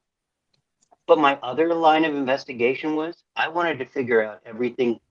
I wanted to see every reference to wine in the Right. Bible. And you know what? There's not a lot of them. Mm-hmm. I believe that. I believe that. Certainly not enough to shed light on this conversation. As important as wait, hold on. Let me say this: as important as Abraham is to this story, I could kind of understand why they were slide away from the Lot story because he favored Lot enough to argue with God. Pay attention to that. That's important. Oh, absolutely. Because prior to the Battle of the Five Kingdoms, when he found out that Lot had been taken prisoner, he's like, Yes. nope, fuck that. I'm going after him. Fuck that. We got to get this guy out. Yeah. You're right. He absolutely favored him. But the question is, did Yahweh favor him? He favored them enough to like warn them with the angels. So I would have to say yes. And he saved some incestuous bad breeds. Wait, wouldn't the daughters be incestuous? That's what I'm saying. Yeah, that's what ends up being saved. That's kind of like Sodom and Gomorrah starting all over again. Right. Just like Noah. You get off the boat, problems. Oh, you see shit. what I'm saying? Do you see how goofy this shit is? Like, I'm not saying the Bible. Yeah, you did. I pointed to the sky. I didn't point at the camera. I pointed to the sky. I think I have a bad habit of talking with my hands. Oh, I know. I've been so I adjust the mic this way now, and that's been considered a point. We have We have an independent council of referees led by Sloan TV, and he's been keeping me straight all night. I mean, it's just disgusting. Right. No, pointing is, yeah. As I said, leave it to God. Good. Well, that's a good preview for next week. Bring up the wine thing, Yoda. I'll try to remember to put that in the notes so we don't forget, because that's a really good question. They're out in the middle of nowhere, living in a cave. They certainly didn't carry a lot of wine. Have they had long enough to They would plant? have took water. They would have took water before wine. I promise you that. Yeah, well, and have they planted and grown vineyards already? Like, are we years in the future again? Did they live in a cave system for years? Did they perhaps run across a town that could have provided them with wine? Yeah, Exactly. they were in Zoar. Was there trade? Could they have just sort of purchased it? Right, but they argue we're never going to get a man out here, so there can't be much trade. Yeah, maybe not a man of suitable character No, or breeding. that's not how I look at that. No. Ooh, Duppy's Duppy. onto something. Duppy's onto something. Duppy's Wait, on to how something. I look at that is they flat out thought not just Sodom and Gomorrah fell because they saw it. They flat out thought everything fell from their perspective. Right. I honestly believe that. They thought and I think we will fell. debate that next week, because I see both sides on that. But is I can't wait. Is I told Duppy y'all I love this suggesting part of the Bible for a reason. You know what I mean? Duppy suggesting that maybe they're behaving a little Phoenician? Ooh. Or I would generalize it more and just say, is there an elitist angle to this? Right. And another comment on something that you said a minute ago, G. Ross, that you said something about Noah's flood ends and then they got problems. Yeah. I don't suspect that they saw it as a problem. Right. Well, was Lot? Yeah. For the same reason as the elitism thing. Right. Wait, how do you mean that question? Because I'm trying to see it in my head as you say it, and it's not clicking. So the daughters are selecting good breeding stock more than they're being desperate for just any old man, is what's being floated here. Right. Perhaps even royal breeding stock of some kind. But their breeding stock came from their very own father. Right. And that's something we've seen in history with the Phoenicians, Babylonians, Pharaohs Egyptians. in particular. Oh, okay, I got you. That's what I'm. Okay. They're all descendants. They're all descendants of Terah. The patriarch was Terah. Right.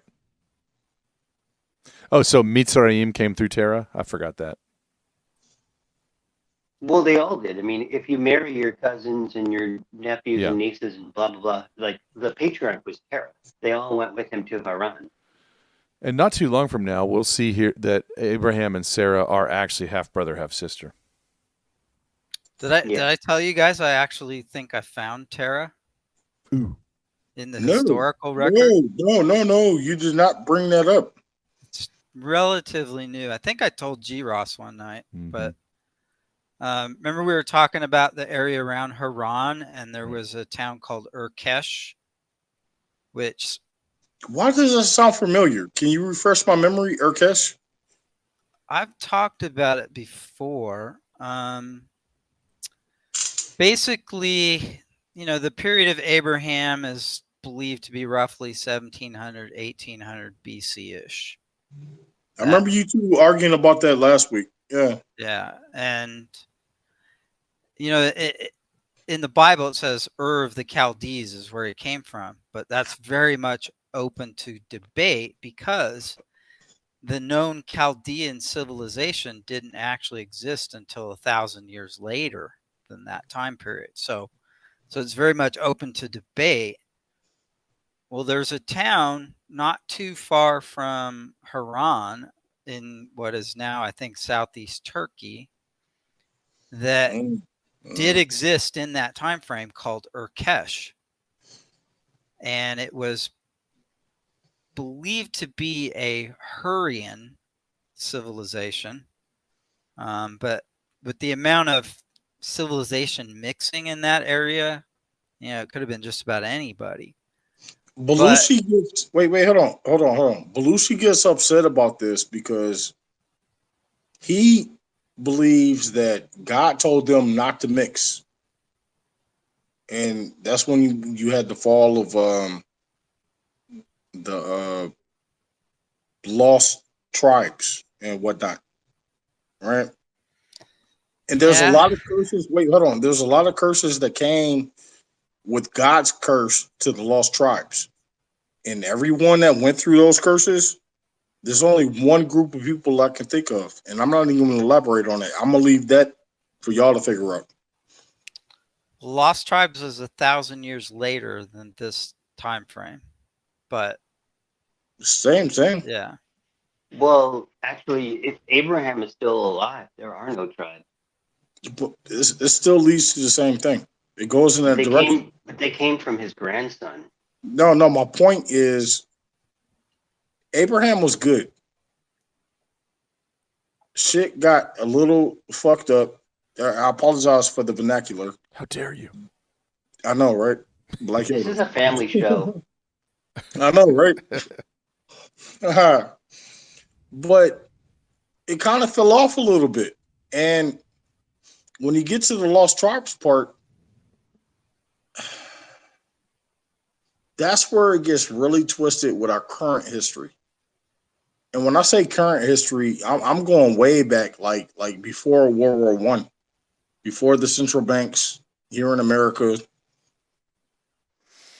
And I tell people this all the time.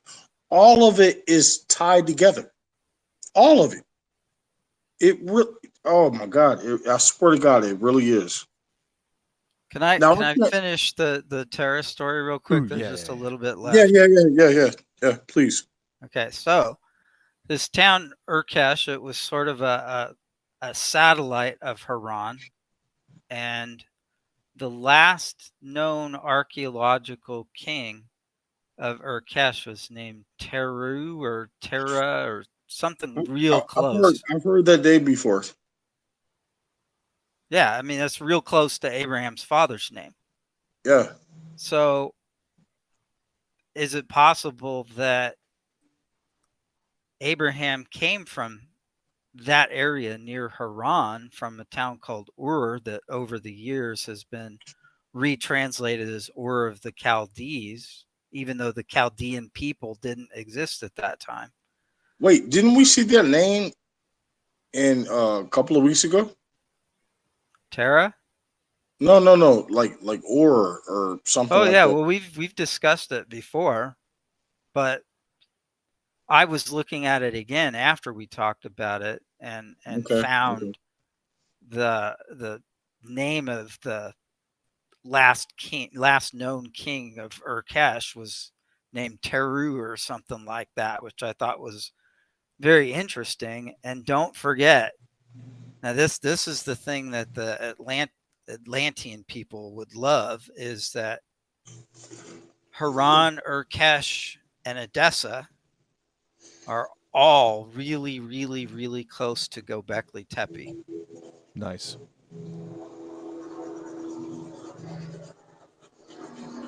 So if there was a center of knowledge to be passed down from way, way back, maybe that's it.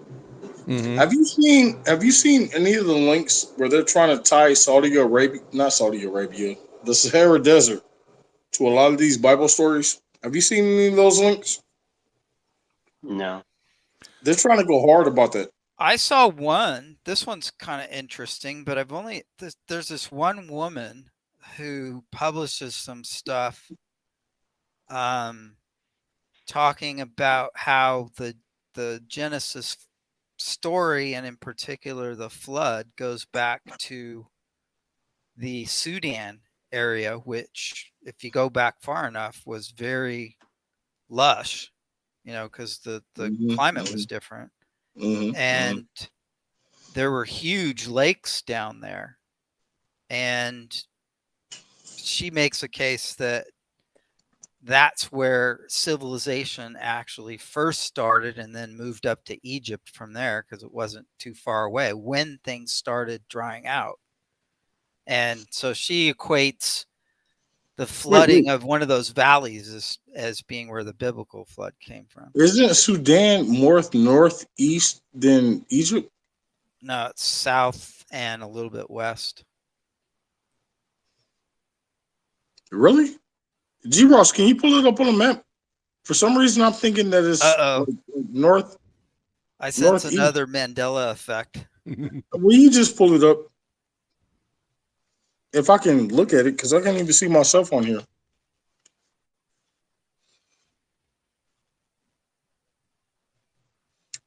This one I could be completely wrong about, people. But I could have swore Sudan was like different than that. Below Egypt. Really? That's what it's showing. Wow. So see that kind of blank area just to the northwest of the word Sudan?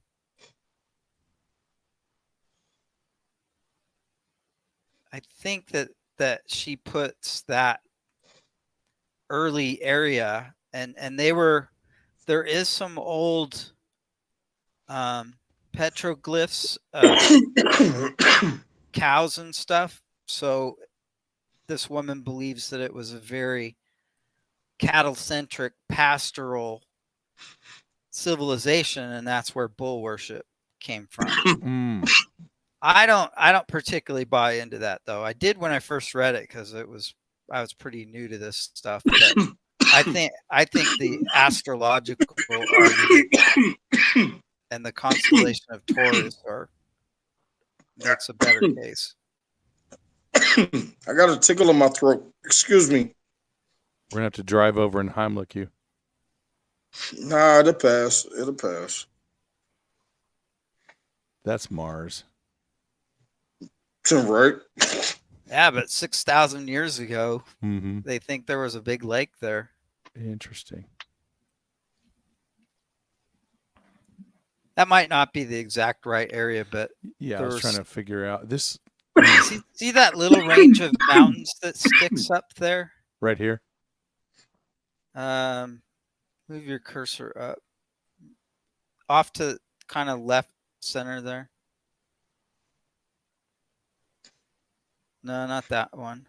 I don't think. I could be wrong. Where did all the moisture go for all of that to dry out? This looks like, sorry to interrupt, Yoda. This looks like Dune. Paul Muad'Dib could set up a stand here. Yeah. That's pretty cool. Oh, that was a great movie. You know what? I might actually look that up tonight. That book was like 700, 900 pages thick. Guys, I gotta tell you, I'm looking at this. And my father reading it. They tried to redo it, but it didn't have the same magic. That was a great movie. I'm looking very carefully at this. This looks spherical to me. Just saying. Sorry. No, you can't switch teams, bro. I know you're on my side in this one. Look at that. It's so spherical. Look, it's proven you're right being there. Sarcastic. Okay. Oh, look, got you. I don't know. Look, it's nighttime.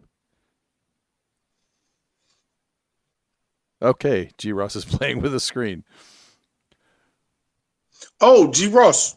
So about a week ago, I upgraded my internet connection. Tell us more.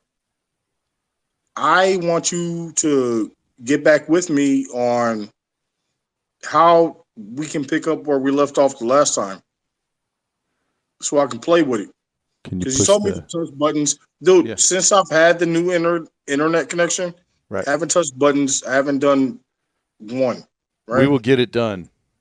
All right, but you don't have to wait on me. Just go smash things. Because I gotta do a couple things. I thought about it, but when I saw how many people were like eager to see, like me go live, you want to do it right? I was like, okay, I can't tease them like that a second time. Let me do it 100. Tease your public. You know what I'm saying? Yep. Did we hit everybody's notes? I know that this was the dry section of the text, the boring rain of fire coming from heaven, not the salacious stuff. But did we hit everybody's notes? Because I'm sensing we've plumbed the topic. I have one more. Oh, please.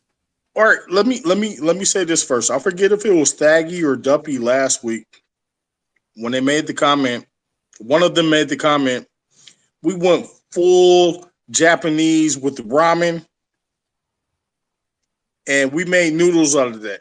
You know what I'm saying? Last week was a pretty, kick butt show, I think. Is that what you mean? I don't think we did bad this week either, though. No, this week was good. Little bit of jumping around. We you know what? When it comes to like Bible thumping, are we being serious, people? I don't understand the ramen thing. Well, what's the ramen thing?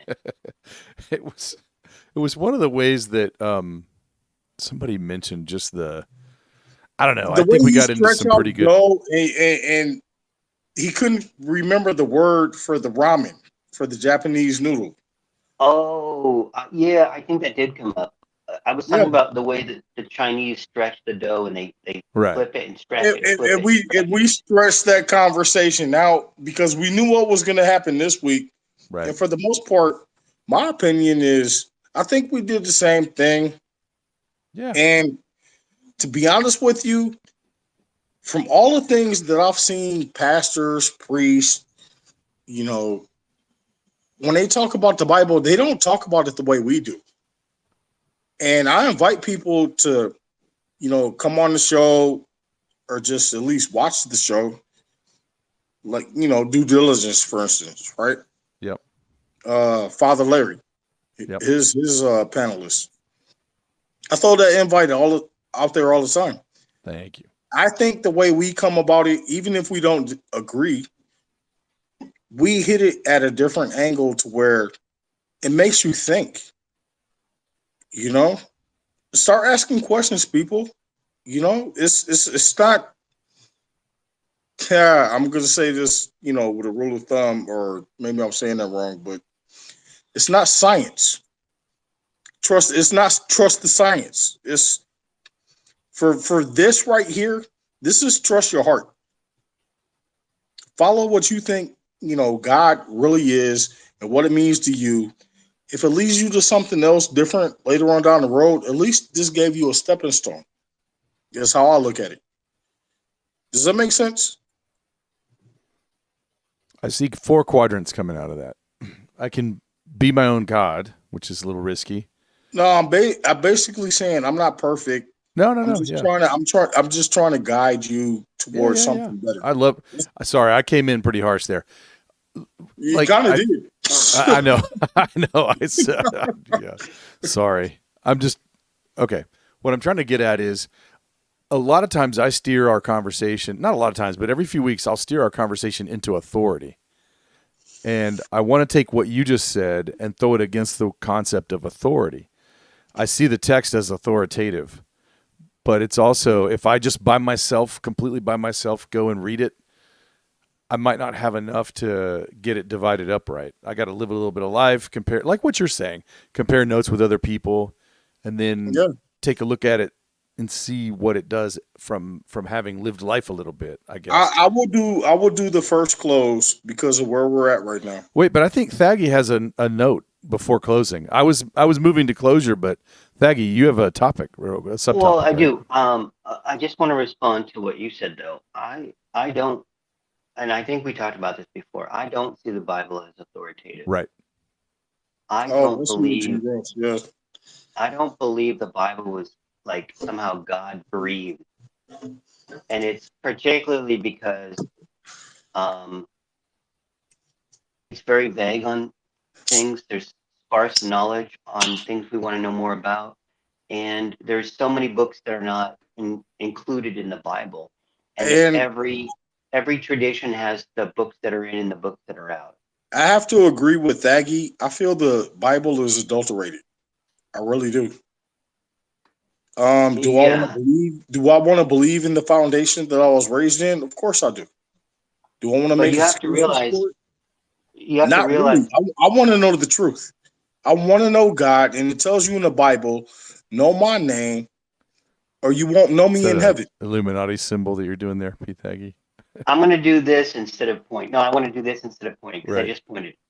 I'm Yeah. going to do the whole up. I'm going to do the whole up thing instead of pointing. No, you have to hold up because this is what everyone's faith is based upon, and those are fighting words for a lot of fundamentalist Christians. But like, if you look up the fundaments, I think there's 12 or 15. The word fundamentalist Christian is not just a disparaging word. It's not like they're these fundamentalists. It actually has a real context. The most popular religions today, most of Christianity today believes in the fundaments, and I think it's the first or maybe the second, but I'm guessing it's the first. Is that the Bible is literally true and it is literally the Word of God. If you don't believe that, you're not a fundamentalist, and don't I I don't can believe in add that. to that. Let me add to that since you opened up this can of worms. I used to look at space like Star Trek and Star Wars. Oh, we want to colonize Mars, right? I used to be like, oh, okay, okay. And then you start to realize NASA is a joke. Where did you get the Jeep when it doesn't even fit inside the fucking lunar lander? You know what I mean? Like the tires wouldn't even fit in that bitch. You know what I mean? Right. And you start picking shit apart. And I I know, apologize for the cuss words, people, but you start picking things apart. but It's not that we want to be. people pick Christianity apart. They're like, That's what we're doing. How did We're doing Jesus the feed same thing 5,000 and trying to with love two God at the fishes? same time. I How know did you get Jesus that. how did Jesus feed the 5,000 schleps, the lazy schleps, with two fishes? You know, people will pick the Bible apart the same way you pick science apart, or the same way you pick their other religions apart. Well, I'll tell you what. I'll tell you what. In all fairness, let me pick Fauci apart before you tell me to believe in science. I would love to grab him by his throat Yeah, and but pick him Yoda, apart you're making the fiber word by science fiber. like it's a bad word. The word science is not a bad word.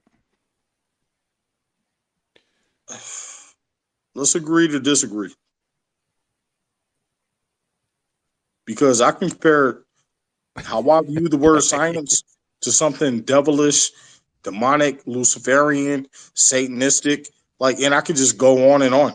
But I will just leave that one at that. I will agree to So, disagree. right. I think so. Yoda was talking about promoting this weekly conversation. I somehow stepped into saying, "What are you, your own God?" trying to actually echo what he said, and I threw in authoritative, and that usually brings Pythagi to say, "Hey, let's make sure that we're clear who thinks that and who doesn't," which I totally respect.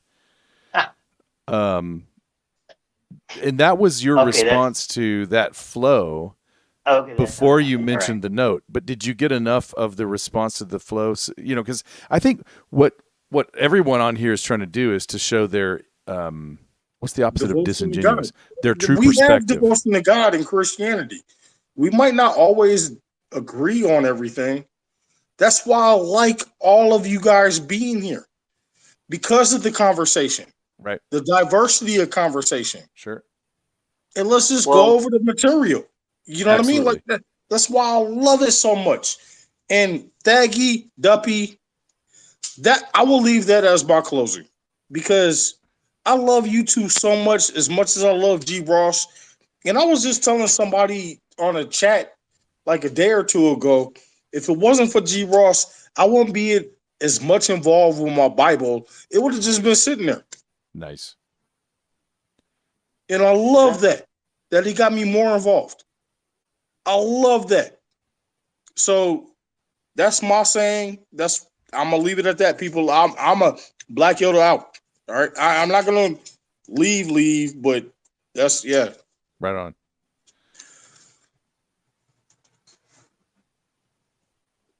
I guess because it's relevant, I want to put my closer on the back of what Yoda just said.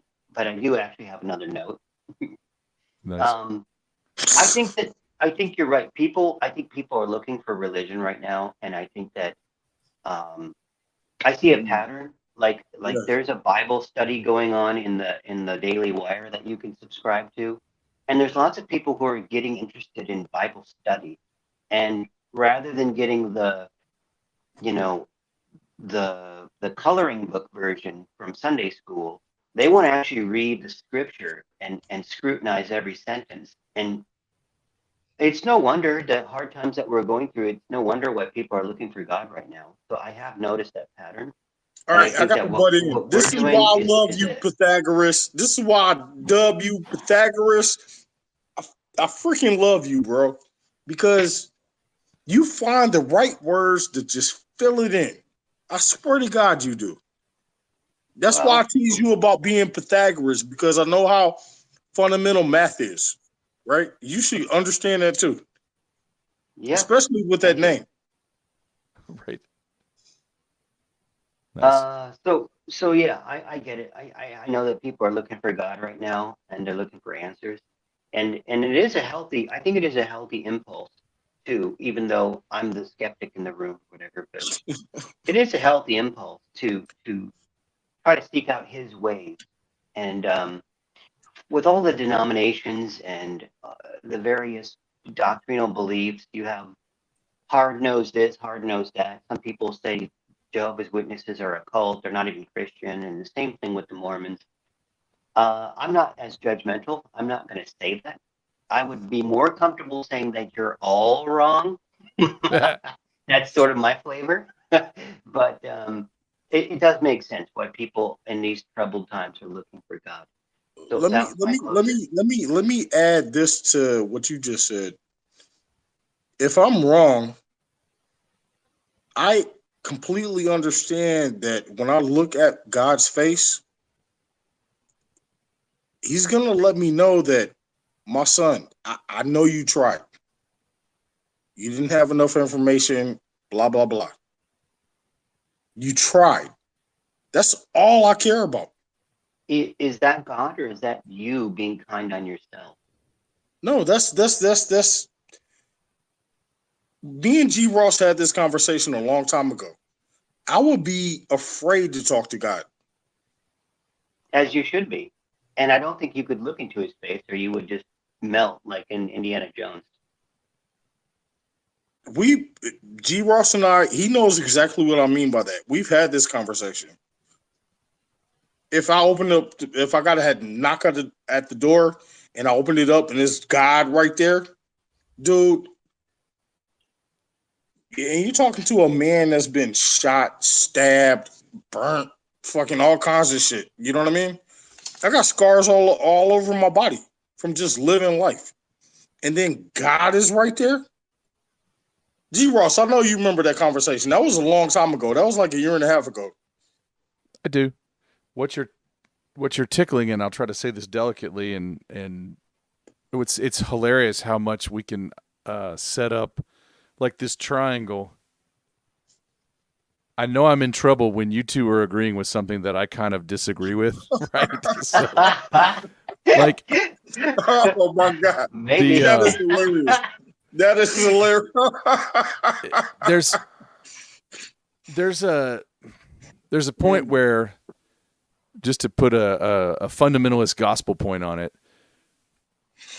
I agree with you about, like, none of us really wants to look at God right in the face, because the Israelites would say, no, we're going to die even just hearing him from Mount Sinai, right? But there's a solution to that, and that's the Son. That's Jesus. Yeah.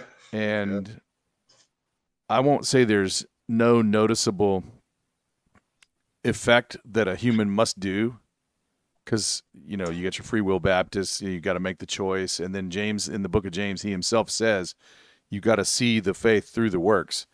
But it's basically trying doesn't cut it. You're protected by what he did. He didn't try, he succeeded.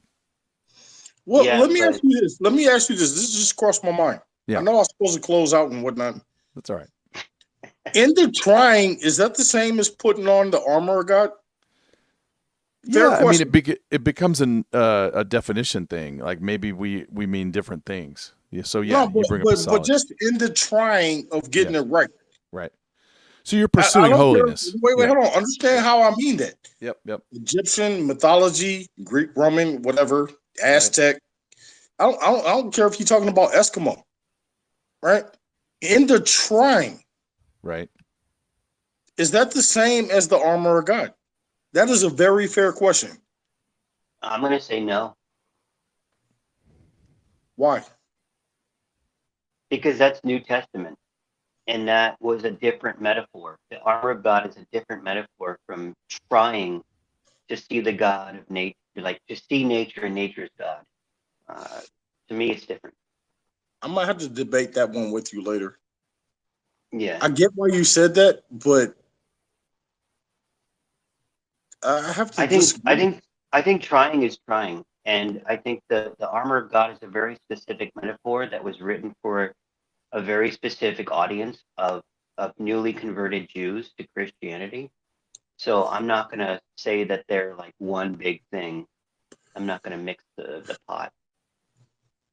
So if you were cooking a recipe and you thought you had the ingredients right, but it came out wrong, isn't that the same as trying, thinking that it was going to be good for your family? Well, this is the problem with analogies. If you make a dish wrong and it still tastes good, does that mean you're going to be saved? No, I didn't No. say it The, was going to the, taste the good. I point said is it just the came out wrong. analogy the analogy is not a good one. But you understand my point, Sort of, yeah.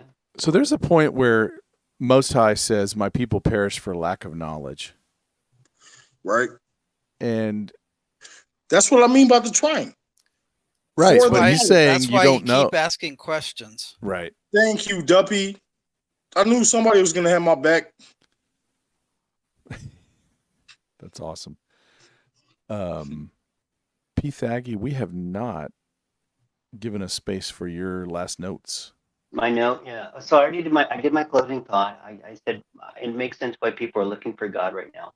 The only note that I have was back to I really tried to discover everything that we know about Lot, and this is just a fun little factoid. I found him in the Quran, and by that I mean on Wikipedia. I don't actually have a copy of the Quran, but according to the Wikipedia article about Lot, in the Quran, they say that he is a prophet. So as we go forward and we look at whether he's in or whether he's out, is he circumcised? Is he following the laws? Is he keeping the commandments? Is he part of this religion? We don't know. But the Mohammedan religion, the Mohammedans have him clearly Wait a down minute. as a Wait a minute. prophet. I got to bring this up. I apologize for butting in, but I brought this up last week because I looked up the Quran as well last week. Remember earlier when we were talking about how there were stepsons, and I didn't remember that being a thing in King James, right? No, that was today. That was this week. No. You're not listening. So It's all a blur. like a week or two ago, I had looked up the Quran and I brought up the fact that in the Quran it doesn't read like King James. It literally says that they were married to the people that Lot offered his daughters to. And I was like, well, how many people did they get married to? Because there's only 2 daughters that I know of. I You don't think that remember was that? this week. Well, I don't No, see how that it's was not relevant. this week. I could be I wrong. just don't see how it's relevant. All I'm saying is that with what little we know about Lot, even the Quran wants to weigh in on it, and they want to say that they elevate him. They say he is a prophet of Allah. He's Well, one of the many prophets of Allah. so the So they have a Moabites, very different take on it. right? So the Ishmaelites, the Moabites, the Ammonites, the Edomites, the Elamites all have to be favorable in the Quran, right? Yes. So we're looking at the old conflict right now. Yeah. Pretty much. Yeah. Well, Y'all Israel will be don't remember last me- if you remember Q. You know, Y'all don't remember me bringing that up last week. I don't, but that's okay. I thought P was last. It goes PQ. P was last. P will be last. I know Cool. who P is. Right. Cavi. Peregrine. Peregrine. Why does Peregrine sound familiar? I forgot what that meant. Because of the Duffy files. Right. And Oh, okay. I will never forget. And also, peregrine is a species of falcon. Right. So, Duppy, how did we do this week? Any science tips? Now, if you want to ask him a real question, ask him about dirt and the firmament and like ocean water.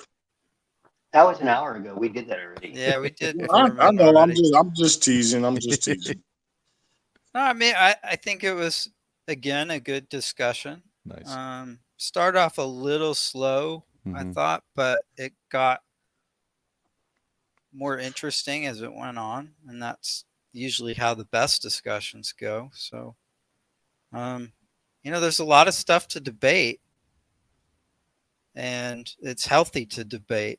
So, be open. I will say this much: learn. you Thaggy, and you Duppy. I don't even know how I forgot about that part about they were already engaged. And I forgot about that part about last week when I looked up the Quran and it said from their point of view, they were already they had husbands. Lot already accepted that they would be in marriage. Right. They may not have been married, but I remember bringing that up. And he was playing with somebody else's bag of chips. Yeah, that's what it kind of sounds like. Yeah, that's a good point. Okay. I'll leave it at that. I swear to God, I'll leave it at that. Black Yoda. Yep. Duppy, anything else? No, that was it. Just I like the way the show's heading. Keep it up. Cool. For my closing, I might tell you all that I was weeks ahead. Now I'm struggling to keep up. You guys have put me onto a task list, which I appreciate, where I'm doing more than just 6 verses a week. So I'll put I've only got up to like 20 verse 3 right now. So all finish out 19 next week, and I'll get as deep into 20 as I can. Oh, I got one more. I got one more thing. 20 is far, bro. 20 is far. We're on 19. We're almost done with 19. I got one more little tidbit for G. Ross. Yeah. I can tell you what an ammonite is. Ooh. You ready? Yes. Probably one of the most common fossils from the Cretaceous era was a big, huge sea snail. And literally they are called ammonites. That's hilarious. Same spelling and everything. Nice. You've probably seen one before. Yeah. So Yoda, we're on. So I'll do verse 30 through 38, and I will have ready as much of some chapter 20 as I can, where he repimps out. 38 is small, bro. You can do better than that. Yeah, listen. But the verses are small, but the conversation is big. This is a big morality question. You know what? Good point. Well, for me, it's more just running through the text. Just I've got to grind through it. I don't want to skip any steps. Well, if you can push 18 going into chapter 21, it'll be liked. Well, actually, you know what? You can't. You can't, because those are two different segments. I know, but just to give you a sneak preview, who sleeps with their daughters? And after the first time, how do you it's not like accidentally do it a second time? Right. He falls for it again the next night. Big morality question coming up. Oh, absolutely. Pharaoh's doing it on purpose, people. That was his daughters, and you still gotta ask yourself. That's an opinion. That's an opinion. Hold on, I'm pointing. That's an opinion. That's going to be a lively debate next week. Pharaohs sleep with their daughters. Right. Oh, see, I will leave it for next week. I will look up some things just to have some side notes. Yep. Oh, I told you, I Oops. love this part of the Bible. Oops. Like, I thought that was my wife. No. Your wife was turned into a pillar of salt. Oops. Oops. Oops. that's kind of dark. That's kind of dark, bro. We're going to have to face the horrible facts of the text next week. Oh my God, that's kind right. of dark. That's right.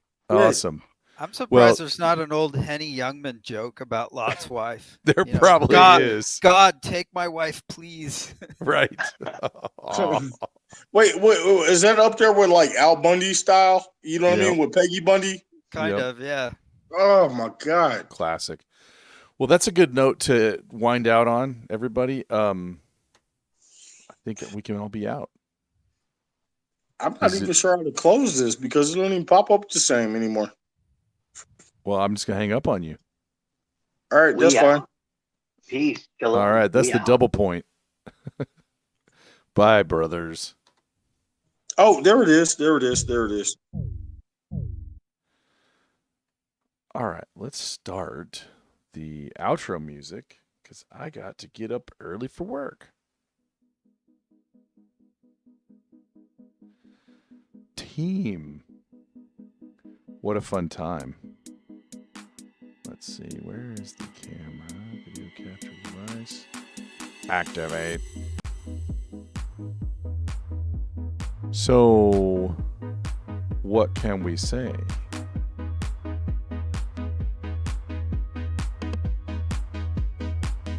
Cerebral Viagra on legs says, that's why the wives are salty. Rev says, just the tip. Threw another log on the fire. Awesome. So Friday, Angular and I will be here to just 5:30 p.m. Texas time, run through some notes of the week, see what happened, what went down, chit-chat a little bit about that. And then Sunday night at 11:15 p.m. Texas time, we'll have Funklosophy. I'm going to head over to, let's see who's broadcasting. I'm going to say hi to Uncle Krusty and swing by the Sloan TV chat if I can find it. And poke around. And thanks to the panelists. Can I say thanks enough? Probably not. Black Yoda, P-Thaggy Duppy. You guys keep it lively and great catch on the on Lot being kind of a prophet, not kind of, being a prophet over there in the Quran. Great catch on where'd they get the booze. And thanks for the Ammonite information, Duppy. Goodbye, chat. All right, I'm gonna start the real outro. Love you all.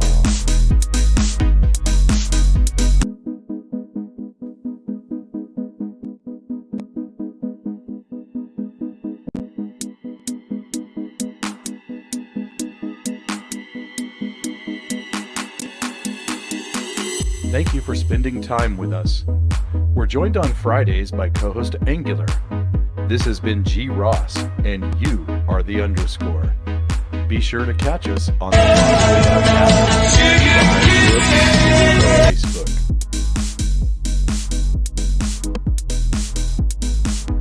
Current shows include The Bread Pill Weekly. You've been red pilled, now be the red pill. You're out of the oven and ready for delivery on our weekly alternative news roundup and call-in show on Foxhole, D-Live, YouTube, and Facebook every Friday at 5:30 p.m. Central, co-hosted by G. Ross and Angular. Current shows include Epistemology for Fun and Profit, where woo meets goo.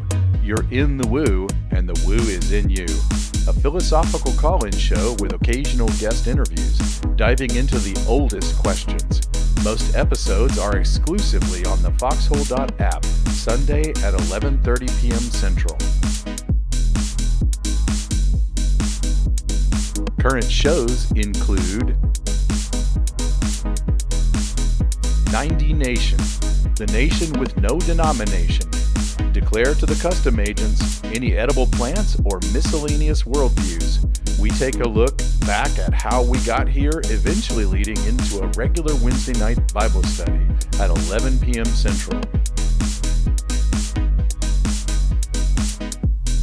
Catch us on the foxhole.app, DLive, YouTube, and Facebook. Our Friday co-host is Angular. This has been G. Ross, and you are the underscore.